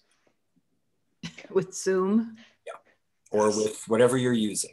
And so if you have personal experiences from your clubs, it would be interesting to share that. What are you finding in terms of how to engage people that are not comfortable with this kind of setting? Tim, why don't you go ahead? First, who would be willing to be the recorder and report out when we reconvene? Do that, Jeff. Dave, was that you? Yep. Thank you. Thank you very much. Okay, Tim, go ahead. Well, from the perspective of our club, it begins at the top. Our current president is not comfortable with this kind of meeting and bases that uncomfort on the fact that, well, there are too many older members that wouldn't be able to participate. And so we're not doing meetings, period. What? Go ahead. I have the same problem. It seems like our current president is just not engaged with doing anything right now, with the feeling that if we did meet and tried to do something, we couldn't do it anyways because of COVID. So it's a bit negative. So she hasn't promoted Zoom meetings or even face-to-face meetings. We have been pushing back on that and, dragging her and some other members of the club into a meeting or every now and again. Tom?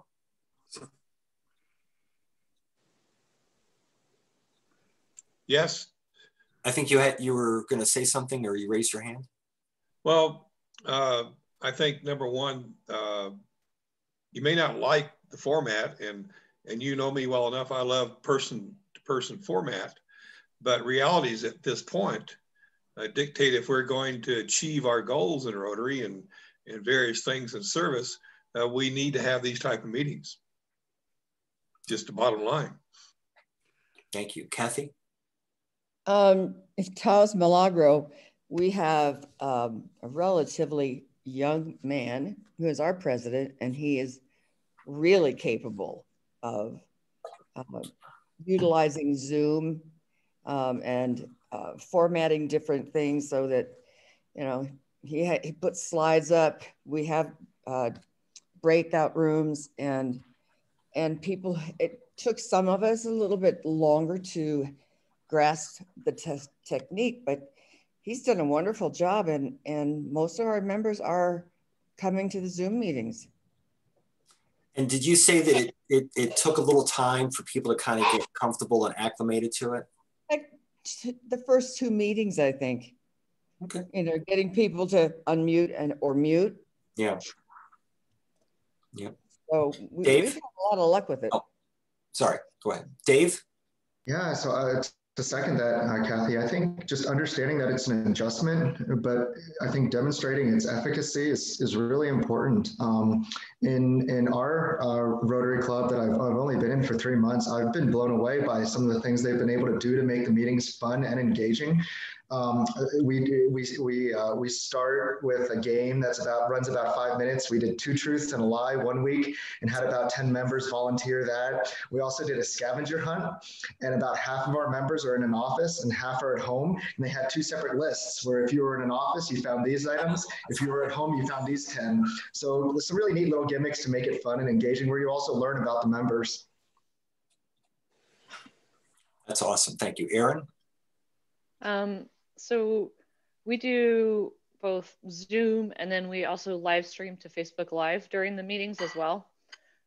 We attempted a hybrid meeting with in-person and on Zoom as well. And I think they probably even tried to Facebook live stream that. That got really complicated, really fast, but and to mixed degrees. But our secretary is willing to go out and reach out to some of the older members, and has gone to a few houses to just help them get set up. And we've actually had a lot of feedback from some of the older, more retired members, that they really appreciate that we didn't give up on this, because they have health issues, or like one of my favorite guys in Rotary, his wife was going through cancer during the first 3 months of COVID and treatments, and so it was perfect for him to stay at home and still be able to participate and do that. And so, but I think doing the combination of Facebook Live, where they don't even have to, they just pull up their Facebook, because I think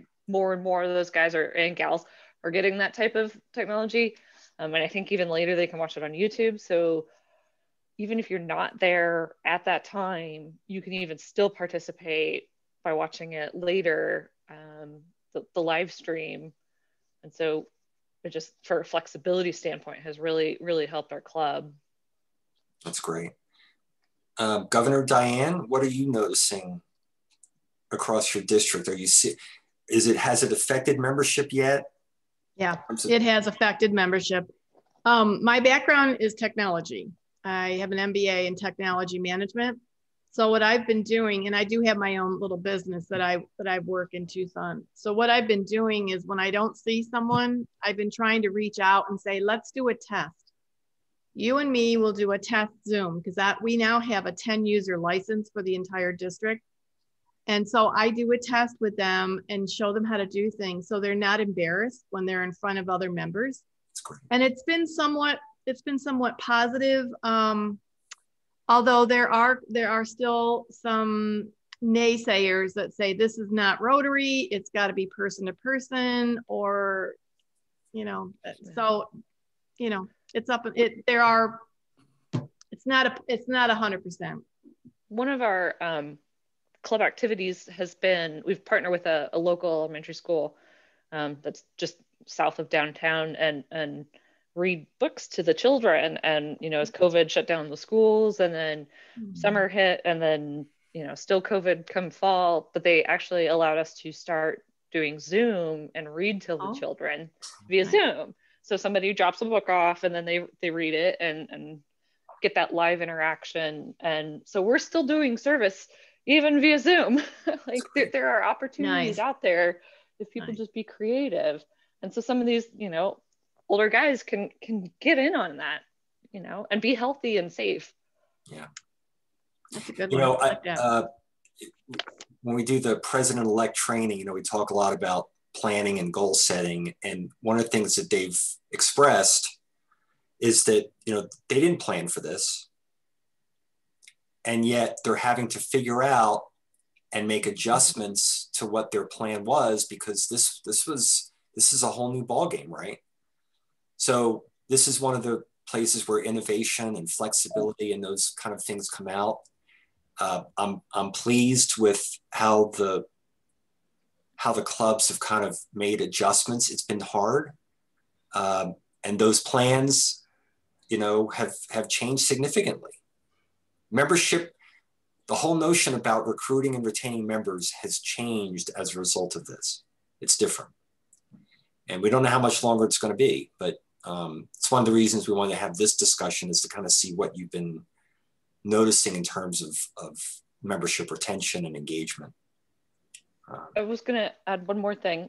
One of the other neat things that Zoom has allowed us to do is, especially like the first, I want to say 2 or 3 months of COVID, we reached out to other clubs and our international contacts, and we had people from Spain and Sweden, and I'm trying to remember the country from Africa, but but talk about how it's affecting their lives, and we've had people from clubs all over the world be able to come and join us, and our it's just been great. I think it's elevated our global footprint.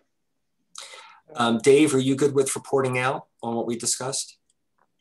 Yeah, I got 5 bullet points here, Jeff, from our conversation. We're good. Perfect. Okay, so I'm going to leave the room because I'm the one that has to let everyone know that we're reconvening. So thank you all very much. We'll see you in a minute.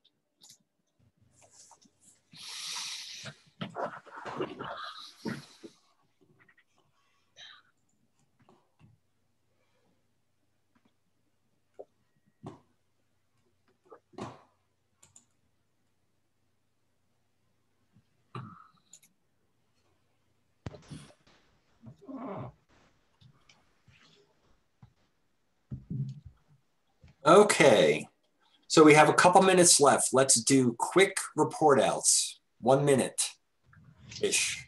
Let's see, Kathy, your group, please. Boy, more great conversation than Jeff, and let me expand here. So our topic was engaging new members to Rotary, and we talked about how it was mentioned that we start engaging Rotarians before they even know they want to be Rotarians. Service project involving others, fellowship events. There's a concern about how a club might engage its new members, and so oh man, my brain just failed me. Joe's talking about having a personal conversation with new members and finding out what they're looking for as far as the Rotary Club goes. Assigning a mentor, even reciting the 4-way test. A lot of clubs may not do that, or it's a good reminder to us to be doing that. Having an orientation. Again, making sure people know what they're getting into before they sign on the dotted line or give blood or whatever. Get them engaged, get them assigned to a committee, finding out interest beforehand, and being careful of barriers. We don't want to set high expectations for, yes, you have to climb Mount Everest in order to become a member of our mountain climbing club. We don't want to do that. We want folks to feel welcome and a part of Rotary. Anything else anybody else might want to add? We talked about craft talks and red to blue programs. Thank you. And using breakout rooms to get people to get to know each other. Thank you. And also to invite everybody to our meetings, not just our Zoom meetings, since we're not. Right. That's right, Olga. So I apologize then. So yes, since if we're doing things by Zoom, then we can send that link out to all of El Paso or all of the district. We can even go to Nebraska and Arizona, I'll bet, if we wanted to. Excellent. We'd love to have you. I'll show up. Thank you, Kathy. Let's see, Jesse, what about your group? Julie will be sharing that with you. Okay. Oh, can I share my screen? Yes. Sure. Okay. So we were talking about how to engage new members that are not new to Rotary. So they're new to my club, but they're not new to Rotary. Can you all see my screen right now? Yes. Yes. Okay. So we really mostly talked about how do we find them. We talked about that for the majority of the time. I belong to several organizations. So anytime I meet a new person, I want to be thinking, again, if I've got my Rotary hat on, does this look like a person who is service oriented? And if they are, I'm going to invite them. If I'm on a Rotary Zoom like I'm on right now, and I hear another person from a different Rotary that might be a good candidate for my club, because maybe we talked multiple times about the different dynamics of different clubs. Lincoln has at least 3 different Rotaries. Maybe mine, which is more social, it's a younger demographic. We have a lot of couples. Maybe I want to invite other Rotarians to come just to check us out, not trying to steal from any other Rotary group, but to keep them in Rotary International altogether. That keeps us going longer. Advertise, lots of PR, good PR. And I'm sorry, I don't remember your name. Please tell me who said that. Renee. Renee. Thank you, Renee. I knew Renee with the puppy dog. They do a lot of, and it's also being aware of what's in your community. So we use Facebook for ours, but in her community, they actually have a newspaper that's published weekly. So they're always out there sharing what's going on. They personally invite, which again, we talked about that, and having the welcoming environment. That's key. That's the only way you're going to get anybody to stay anywhere, is to have the welcoming environment and actually make the invitation. That's awesome. Great. Thank you.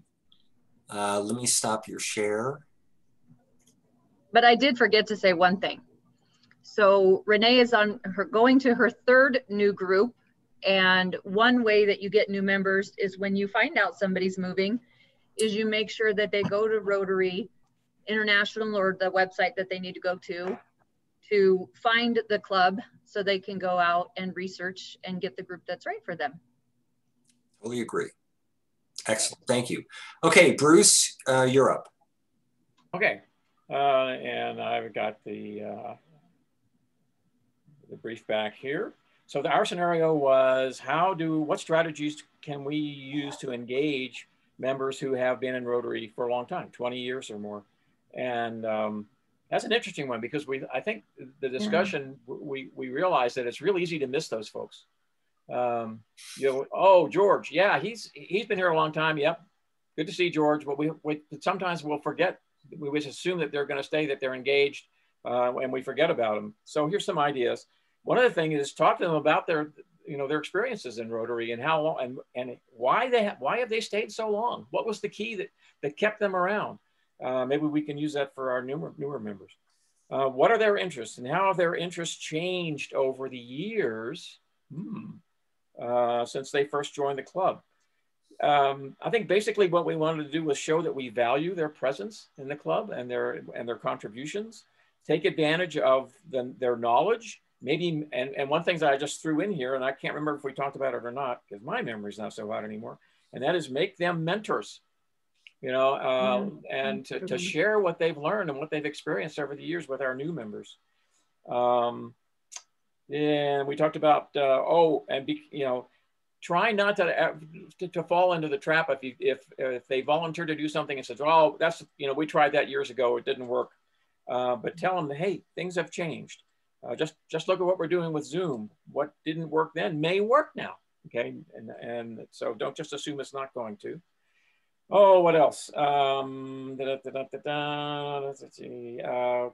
Maybe we would make, if you don't have it, show of hands, how many clubs have a historian that keeps track of what's happened in your club? I don't know that ours does, Jeff, but maybe offer that job to them. Certainly they know a lot, hopefully. And maybe we need to, if we have older members who maybe are not as talented on the computer or using social media, maybe we could get some of our younger members, people that are familiar with that, to work with them and get them more familiar and more comfortable with how we communicate these days. That's quick and dirty. Awesome, thank you. And finally, Dave is going to report out on our group. So our topic was a challenging one. It was ways to assist those that are not comfortable with Zoom or the online platforms. So the first note that we had is that it really begins with understanding and that it needs to be a mindset change, that while we may not all be comfortable, and I'm sure most of us would prefer to meet in person, we have to make this an adjustment and know that it's going to take time, whether it's a few weeks or a few months, it's going to be an adjustment. But I think with that, it's understanding that the efficacy of the online meetings have been demonstrated by numerous clubs and been shown to be very effective. Some other notes was that the meetings can actually be made to be interactive. One example from ours that we talked about in El Paso was we've been doing little things like scavenger hunts or playing 2 truths and a lie to learn more about the members, as well as making it more fun and engaging. Some other notes that were brought up is that the meetings can be live streamed to Facebook. And it also grants you access to all members. An example was even discussed where a club member was in the hospital and they got to join the meeting while in the hospital. And then also with that, of course, the increased flexibility of the online platform. And then the last little personal anecdote that I would add as a new member that has not met any of the members of the club except for one in person, I would say that those additional strategic contacts outside of the regularly scheduled meeting were really important to me as a new member, whether those were over the phone or in person. Those additional touch points were really important for me as a new member. And I think that's all we have. Thank you. Awesome, thank you. All right, folks, we are a little bit over. Kathy, I do apologize, but thank you all for your attention, and Kathy's gonna take us home. Yeah, actually, that was great conversation, and Dave, it's really interesting to hear you say that because we have a new member of our club that I've not met, and so it seems really weird to know that we have this person, and if I were to bump into her, even with a mask on, or without a mask on, I wouldn't have any idea who she is. So, great conversation, folks.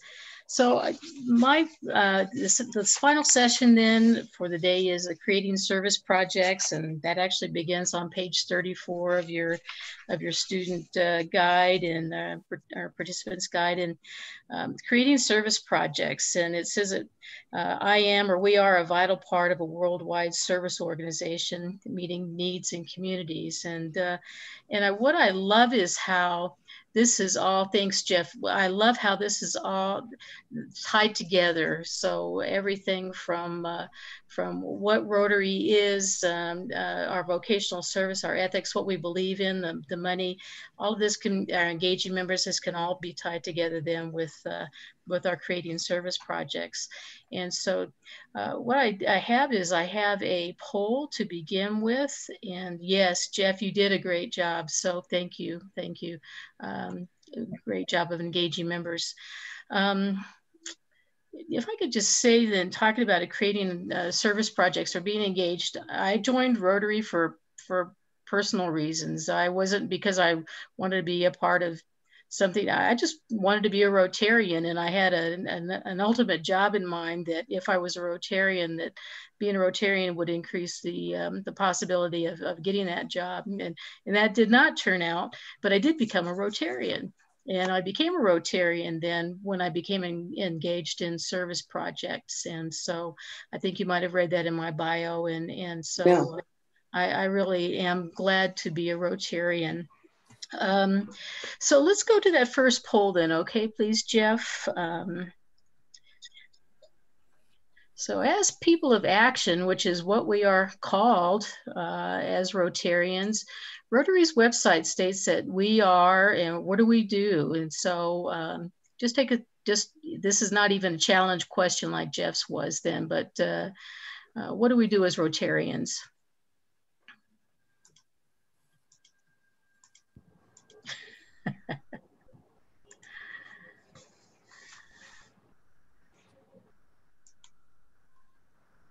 All right, I think I'm going to stop sharing. Okay.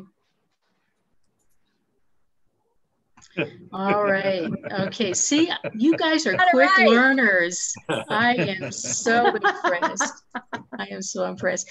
All right. How many of you had the webpage open there then too? You were cheating. How many of you? All right. I wanted to. It really wasn't a challenge question, was it? Because we do connect people, we do transform communities and solving problems. I love solving problems, and I imagine that probably each of you do as well. We are a service organization, and so if we could just kind of put Jeff's challenge question to the side there then, but we are a service organization and we are people of action. Some other things that have been said today, Governor Tom from Deming said, we are people who do real things. Governor Tom, the submarine governor, says we are people who do good in the world. And then we are also engaged people stay in Rotary. You said that, Jeff. Let's go ahead and go on to the next poll question then, please, Jeff. This is going to give me a little bit of information about who you are and your levels of participation. So you can choose any one of these.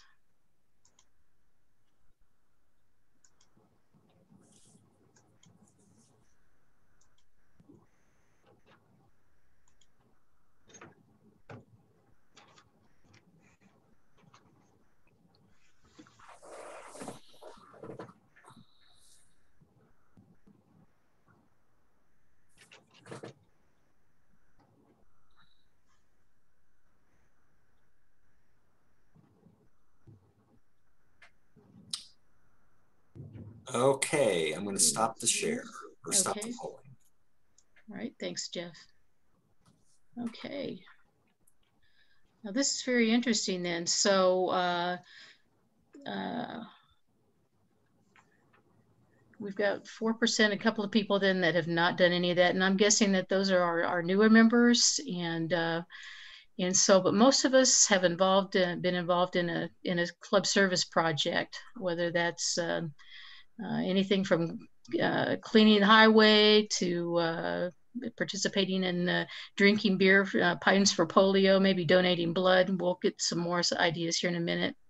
And about a third of us have been involved in a global service project. Okay.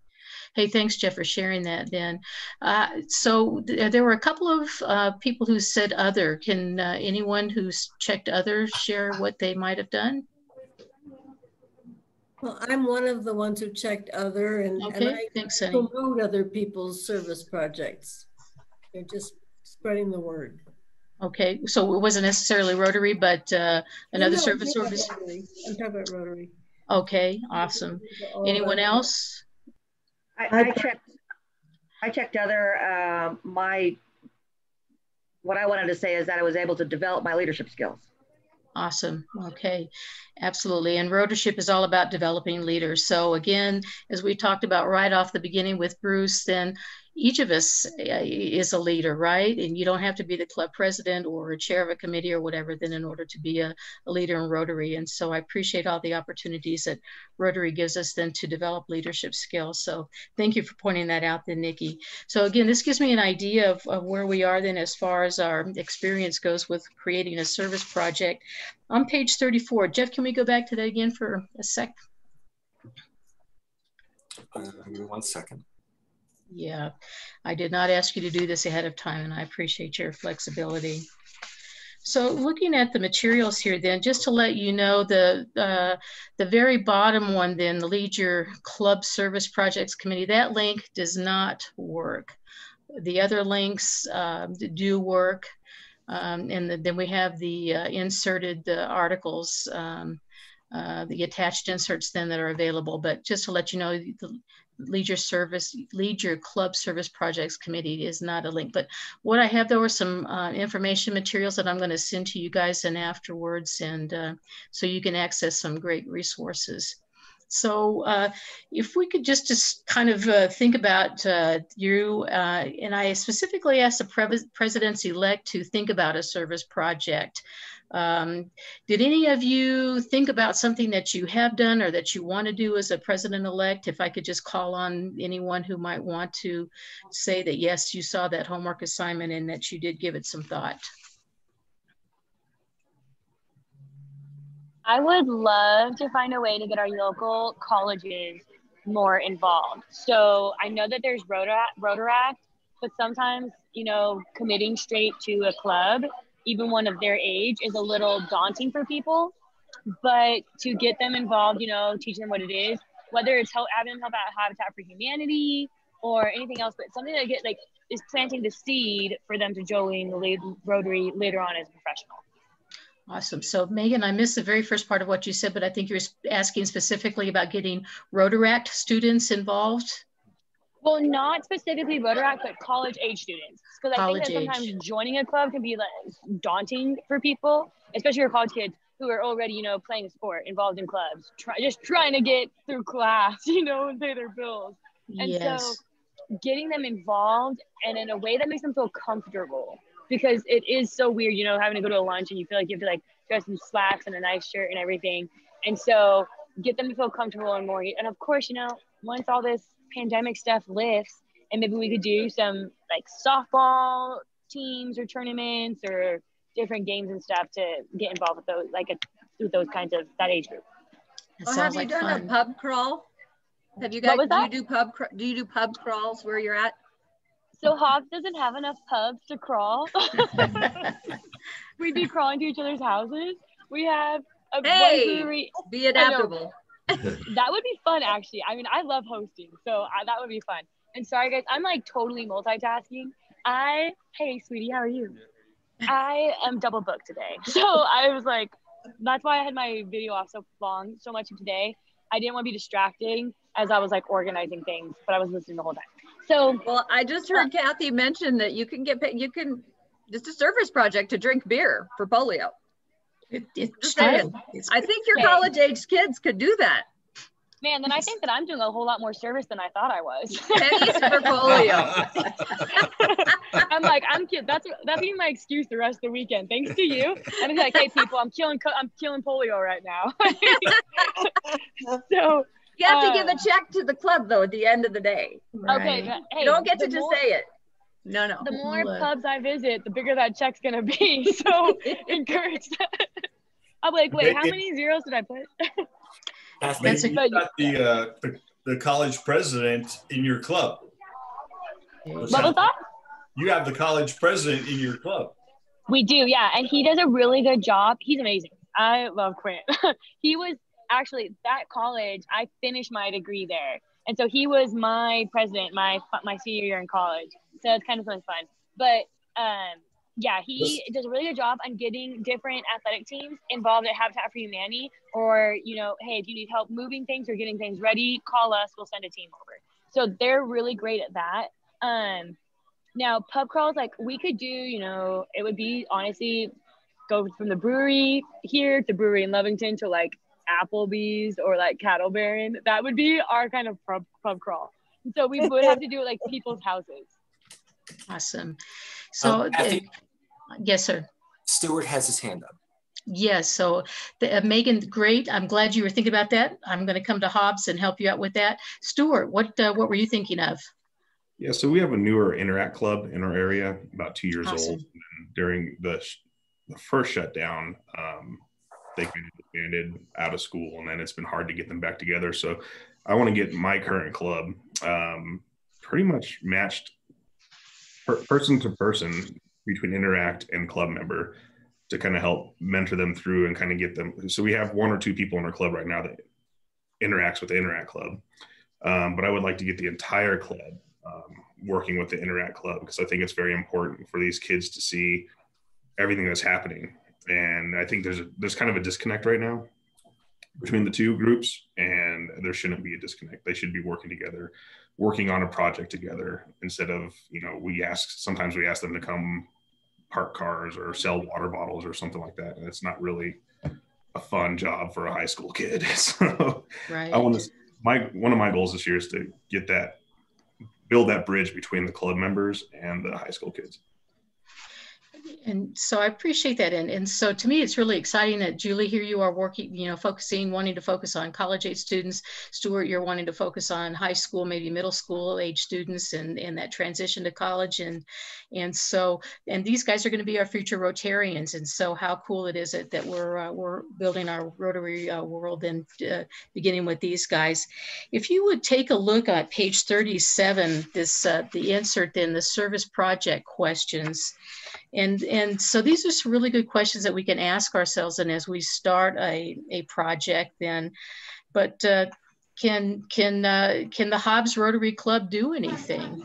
Can the Moriarty Road Rotary Club do anything? Can the Lincoln Club 14 do anything? So, and the question is the answer is, of course, yes, we can. So what can we do that's hands-on? How much funding is required? So here we have a list of basic questions that we can ask ourselves. And for those of you who have not coordinated a service project yet, that you can be looking at doing. So if we were going to start looking at, Jeff, thanks. If we could go back to page 34, or even just the gallery screen. Oh, okay. Yeah, thank you.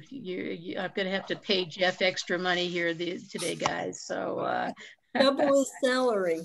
Yeah, pay more than right. zero. Right. But what are some steps we would want to take then if we're looking at a project here then? And many of us have been involved in a project and have even organized a project. So what are some of the first things that we need to do? I would say first and foremost a needs assessment, and to identify the need of what are the recipients and beneficiaries looking for, so it's driven by the community and not necessarily by the club directly. Absolutely. Thanks, Louis. Then so a needs assessment. And as a matter of fact, guess what? Rotary provides us the tools then to be able to do a community assessment. And so I'm going to provide you links for that. Jeff, if I might call on you again, my friend, could we go to my Rotary or your Rotary? And under take action. Yep. And let's look at develop projects. And so here we have the life cycle of a project. Can we go ahead and click on that?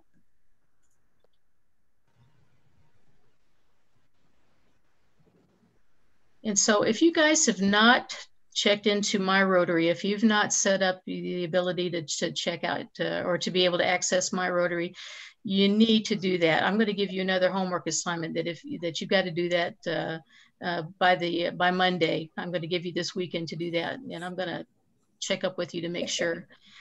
But we could start at the very beginning with Rotary's 6 causes that will soon be 11. Jeff, can we scroll down a little bit then? Looking at, so here we have conducting a community assessment. So Louis, there you go, right there. Work with your community, and not too many of us have a Rotary Community Core, but it gives us the tools to do that. So thanks, Louis, for suggesting that. What's another step that we need to take then in ordering? And Jeff, we'll just leave this right here for now then, okay? What's another thing that we need to do then to get our project organized and going? I think we need to get a group together that can coordinate it, whether it be a committee or just an ad hoc committee. Okay, so you're looking at, Dean, you're looking at folks within your Rotary Club then that are doing that, or? Yes, but you know, if we knew somebody in the community that could contribute, why it wouldn't hurt to have them involved also. Absolutely then. So to know then that we have resources outside of the community, right? That outside of our club then that we can also engage then. Excellent.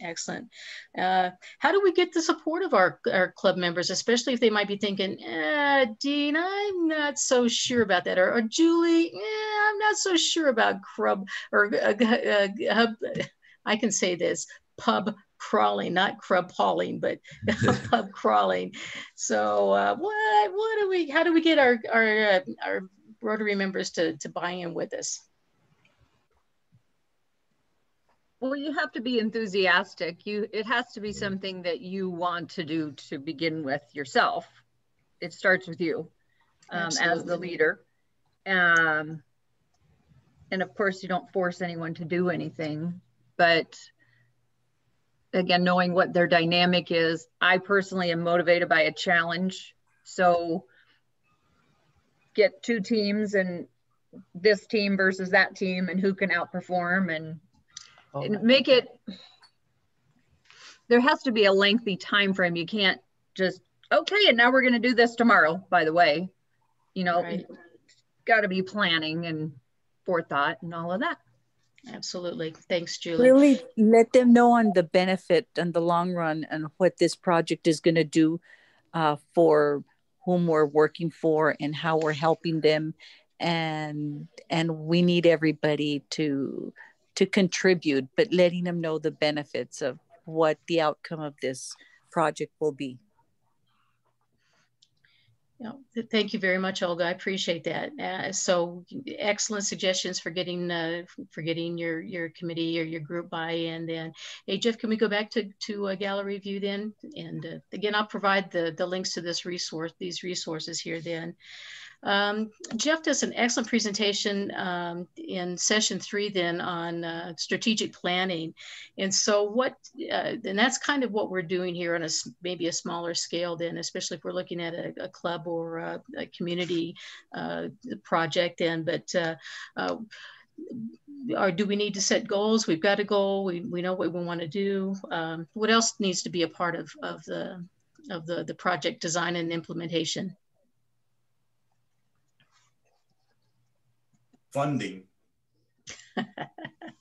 Okay, and where is John? If I can just call on you again. And so, what are some sources of funding that we can be looking at? We talked about that. Yeah, we can local clubs. We can do fundraising for a specific project. We can go submit a DDF application for a district grant. Or if it's big enough and we're going to go overseas, we can submit for a global grant, get other clubs involved that way, and makes for a bigger project. Thank you. Absolutely. Any other suggestions as far as funding goes? And we know the synergy then of combining funds, then just getting other support from other folks. What else might we possibly do? Kathy, can I interject just one thing? Absolutely. You mentioned planning, and we had a very interesting discussion this past year when we did the president-elect training that Rotary is promoting this kind of three-legged stool, the membership, foundation, and public image / branding as kind of these integrated aspects to what we need to do. And yet what we discussed is that in many ways, service projects, which were not mentioned, are kind of fundamental to all three of them. So if you consider membership, foundation, and branding as kind of a circle, service projects were almost like underneath them supporting all of that. Because if you don't have the service projects, the membership, foundation, and the branding is for what? Nothing. Nothing. Right. So you make an excellent point then, Jeff. And again, how do we know if Rotarians are engaged? How do we know if they're satisfied? And it's engaged members then that are going to be successful Rotarians. Clubs are going to be successful, and then we're making a difference in the world, and we become that people of action that we said we will be. How about measuring success? How do we measure whether we've been successful or not? Then suggestions in for anyone else that might be looking at their project down the road. How are you going to measure your success? That can be a big problem because like one of the projects we have is reading in the schools, a literacy thing where we read to kids in the schools. How do we measure that, and we've been struggling with that. How do we measure our success? And mostly the only way we've been able to do it is just the positive comments we get from the community. Yes. Yep. And so that's a good issue to explore. And what other ways are people looking for measurements of success or achieving your goals? They come back to you with another problem. I'm sorry, Gordon? They come back to you with another problem. Can you give me an example? Jeff's shaking his head yes, but I'm not understanding. Yeah. Okay. If you did something for a group and it was successful, and then they had another issue, they would go to your Rotary Club for help. Okay. And that would be a measure of success. So Rotary is a place where people go for help. I like that. Yes. For measuring success, you mentioned the reading project. If you have your goals that we're going to read to 500 children or do this many things, your success is going to be doing that. as far as the intrinsic success and the carryover success from reading, you may not know for 5 or 6 years if someone thanks you for that or whatever, but you can put down a goal, a measurable goal, that I'm going to try to reach this many youth or whatever you're doing, and do that. And that has to be your success at that point. The overall success as a teacher, as a therapist, I have people come to me 25 years later and thank me. Mm-hmm. So you really don't know sometimes if you have reached someone or not for a long time. Yeah. Kathy? Yes. It's useful sometimes to ask yourself, what do I want to be able to say at the conclusion of this project? So for example, it might be have read to 500 kids and have emphasized in doing so the love of reading and the benefits of reading, so that we have something we can say about it at the end of it. Absolutely. Very good points then. And so, and I appreciate you addressing Dean's question then and giving him an answer. So thank you for doing that. So Dean, I think you've got a good goalpost to be shooting for there then, right? Kathy? Yes. Another perspective on success and something that Rotary Club Central has for us for goals is tracking volunteer hours. Yes. So actually I was going to mention that as well then, Jeff, so I'm glad you did that. But for those of you who may not be familiar with Club Central, that you to please access that. You can enter your goals, you can enter your volunteer hours, you can keep track of funding and take pictures. The Rotary, I just love looking at the Rotary website, and it makes my heart feel good to see some of the pictures, especially kids, and just, lives are being changed. And so yeah, if you've read to 500 kids and you don't know whether you've reached them or not, then just to look at the pictures of their faces when they're listening to you read. And have any of you been involved with Andy and Elmer's Apple Dumpling Gang? That's a project we've done. That's reading, taking the program to elementary, usually 3rd grade kids, and that's a great project. Our club's done that for several years, and I know that there are others in District 5520 as well. So we've talked, kind of around the topic here of planning a project. What other questions do you have? Like, how do I start a project or get involved in a project? What questions maybe do you have as presidents-elect in particular? Your audio isn't working. Okay. Thank you, Warren. That's a good point. The district newsletter is highlighting projects. Boy, it's a phenomenal reading, and to see all the things that the Rotary clubs and our Rotarians are doing. I think, let's see, Diane, maybe we could even share with each other, Arizona and Nikki in Nebraska, just to share each other's Rotary projects. And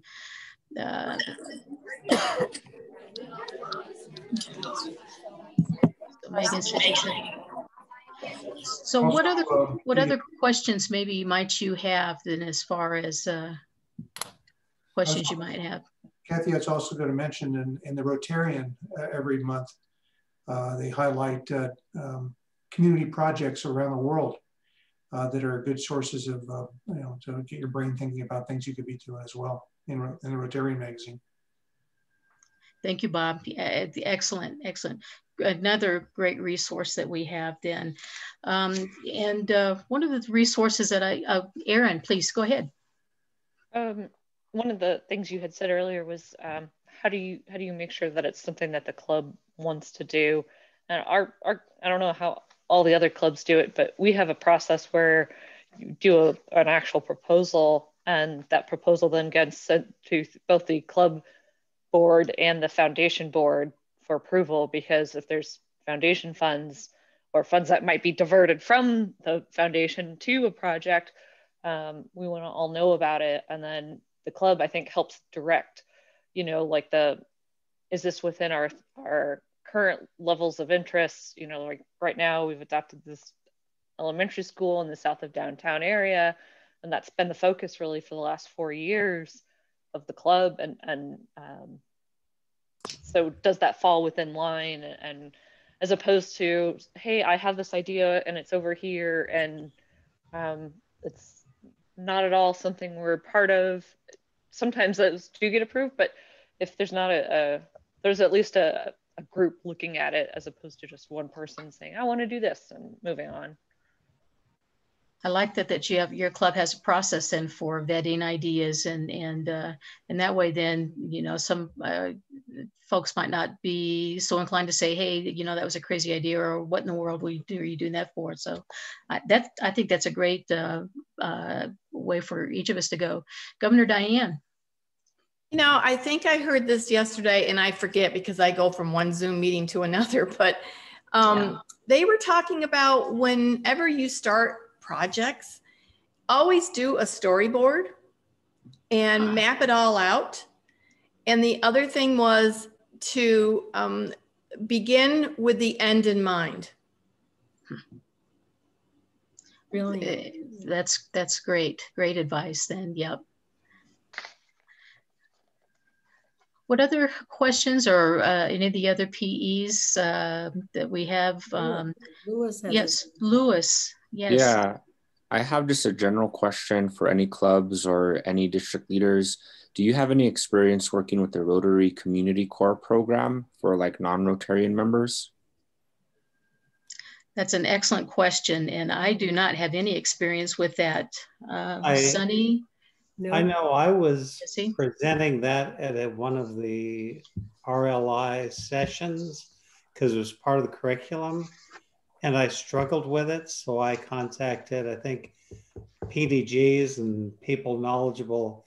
And the feedback I was getting is that this is something that's pretty significant overseas, but it just isn't addressed much here in the States. The only one I know of in New Mexico several years ago, I think Marshall Poole indicated they were trying to start one in Las Vegas, New Mexico. So he might be a source to ask about it at least. See, looking for Tim. Tim, do you have any feedback on that by any chance?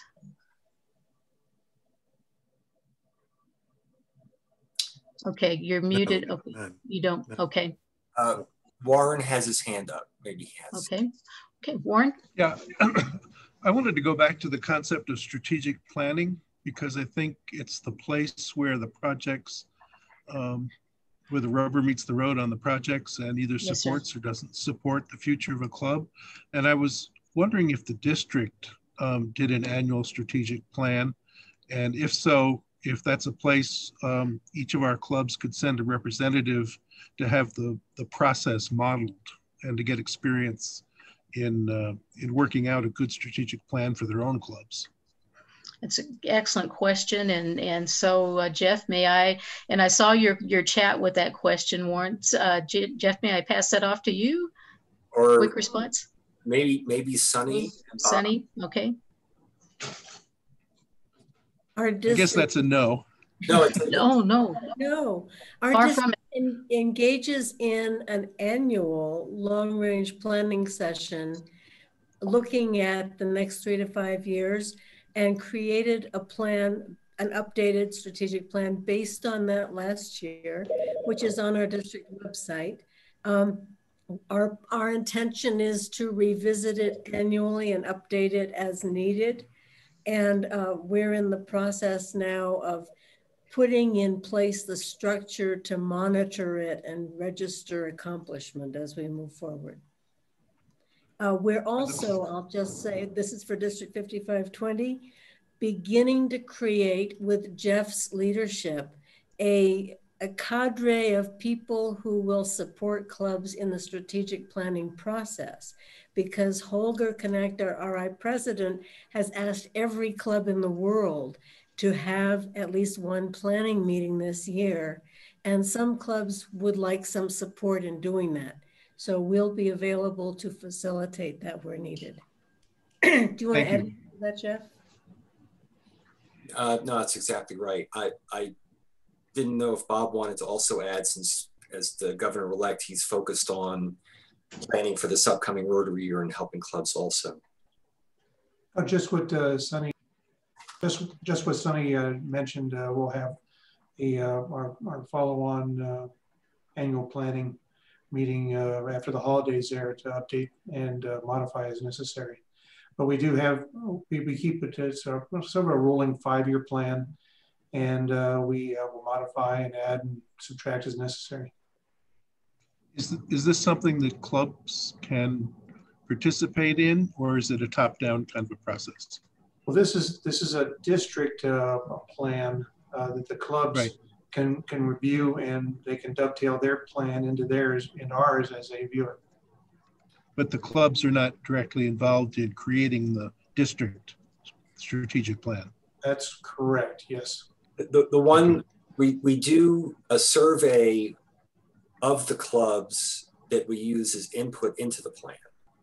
Oh, that's interesting. We involve a number of assistant governors in the process who we are counting on to bring their club's concerns to it. Right. We'll often do like a survey, let's say 3 or 4 months before the planning session, to ask clubs, you know, how's the support from the district been, what's worked well, what hasn't, and that it does become input into the plan. So good question then, Warren. Oh, you had another. Yeah, I was just going back to the concept of engaging members, thinking about it in terms of how you engage clubs in the district to get more buy-in and a stronger input. Clubs feel more part of a district instead of the district is something that gets mentioned once or twice a year. Interesting. So, do we want to hear from the other districts too about what they're doing in this domain? Yeah, I was just going to say, Sunny, I'm now putting together a team. I don't want to use the word experts, but they've done a lot of consulting in the past. And we're working on this to start out with some of the smaller clubs to maybe reach out and have some help on how to grow Rotary. I think given the fact that Holger wants all the clubs to have a strategic plan, we call it visioning, or we're also considering, instead of calling it visioning, we're going to call it redesigning your future. We don't want to scare people with the word strategic because sometimes it scares them. So we're trying to come up with a different phrase, but I like the idea that you're reaching out to the clubs. I'm writing this down and I'm noting it. I like that idea, and the AGs for your strategic priorities. So thank you, Warren, for bringing up obviously a valid concern or point, in that in order to be successful, then that we all, each of us as Rotarians and as our club, representing our clubs, and we can have that impact then with our district and with Rotary International.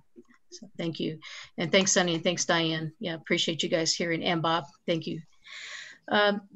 We're about out of time here then, and I think you guys have been really patient and just an excellent audience today, and I really appreciate everyone participating. At the bottom of page 36, and we don't need to go there, Jeff, but it has a summary then of the service, what a good Rotary service project consists of, and it's meeting a need. And we've talked about community assessments, and I think we know what our communities need. And if not, then we have the tools to find out. Creativity. I love the idea of a pub crawl. And again, I think I might have to go on over to Hobbs and join you at some point then, Julie. Sustainability. That's Megan. That? I'm in Nebraska. You need to connect with Megan. Well, I maybe need to start in Nebraska then, and then go on over then and join Megan then. So yeah. Oh gosh, I'm so in trouble here. Sustainability. It talks about risk taking, and so sometimes we do take risks when we go out with a new service project, and we don't really know, as Dean says, how successful we're being, but I think as Rotarians, we want to try anyway, right? And we learn from things that don't go well or things that do go well, and we keep on trying. new ideas, and I'm so pleased to see Aaron and Ryan and Dave and Lewis here with us today. Then and just to have just fresh ideas and just keep us going then. And keeping projects viable, making sure that we are making a difference. So again, just tying all of this together then, that we are people of action, and we do what we do then because we want to be part of Rotary and show Rotary what we do, show the world what we do through Rotary. And I'm just kind of stumbling here. I think my blood sugar might be crashing, but I do have one video I'd like to show. And we actually saw this last Saturday then with the Rotary Foundation. So Jeff, can I share? You can share. And then Kathy, you and I both have a couple parting comments. Right. So please don't go away. And so we're so glad that you all have joined us in, but I'm going to share this and let me go here. Can you see my screen? Not yet. Not yet. And Kathy, while you're working on sharing that, I found a volunteer log that we used in Tier C to keep track of volunteer hours.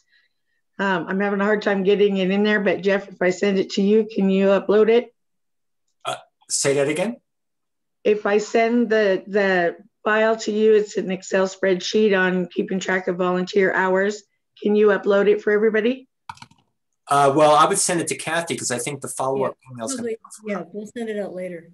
Oh yeah, I'll include it with the evaluation. Okay. That's ready to go too. All right, thanks, Jeff. So here we go, Once Upon a Time, and then we'll come back though for some final words, okay? Thank you, guys. Can you hear? No. No audio coming through.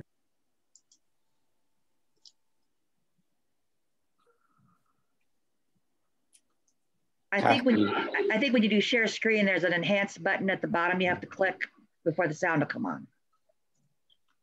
So unshare your screen, and then when you go back to sharing it, there's going to be a panel that comes up, and you're going to want to click, like Nikki said, enhanced audio on that share screen option. So first you have to stop sharing. Okay, I'm just going to let it go, okay? Okay. Because it's just music. It's just music, yeah. Oh, okay.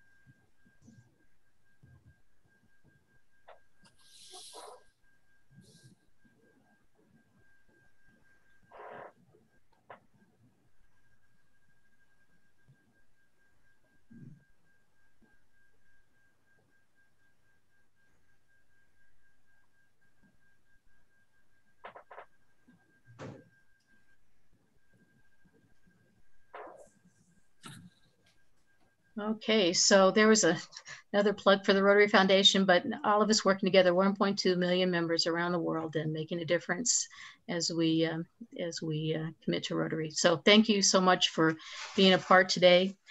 Sunny, let me turn this back over to you, okay? Sure. Well, I actually have two things. One is to celebrate our graduate today. Our own Assistant Governor, Tim Sexton, has completed all 3 parts of the Rotary, which is no small deal, as you now know. And Tim has been an exemplary Assistant Governor in every respect. Tim, do you want to say anything about your experience of this course?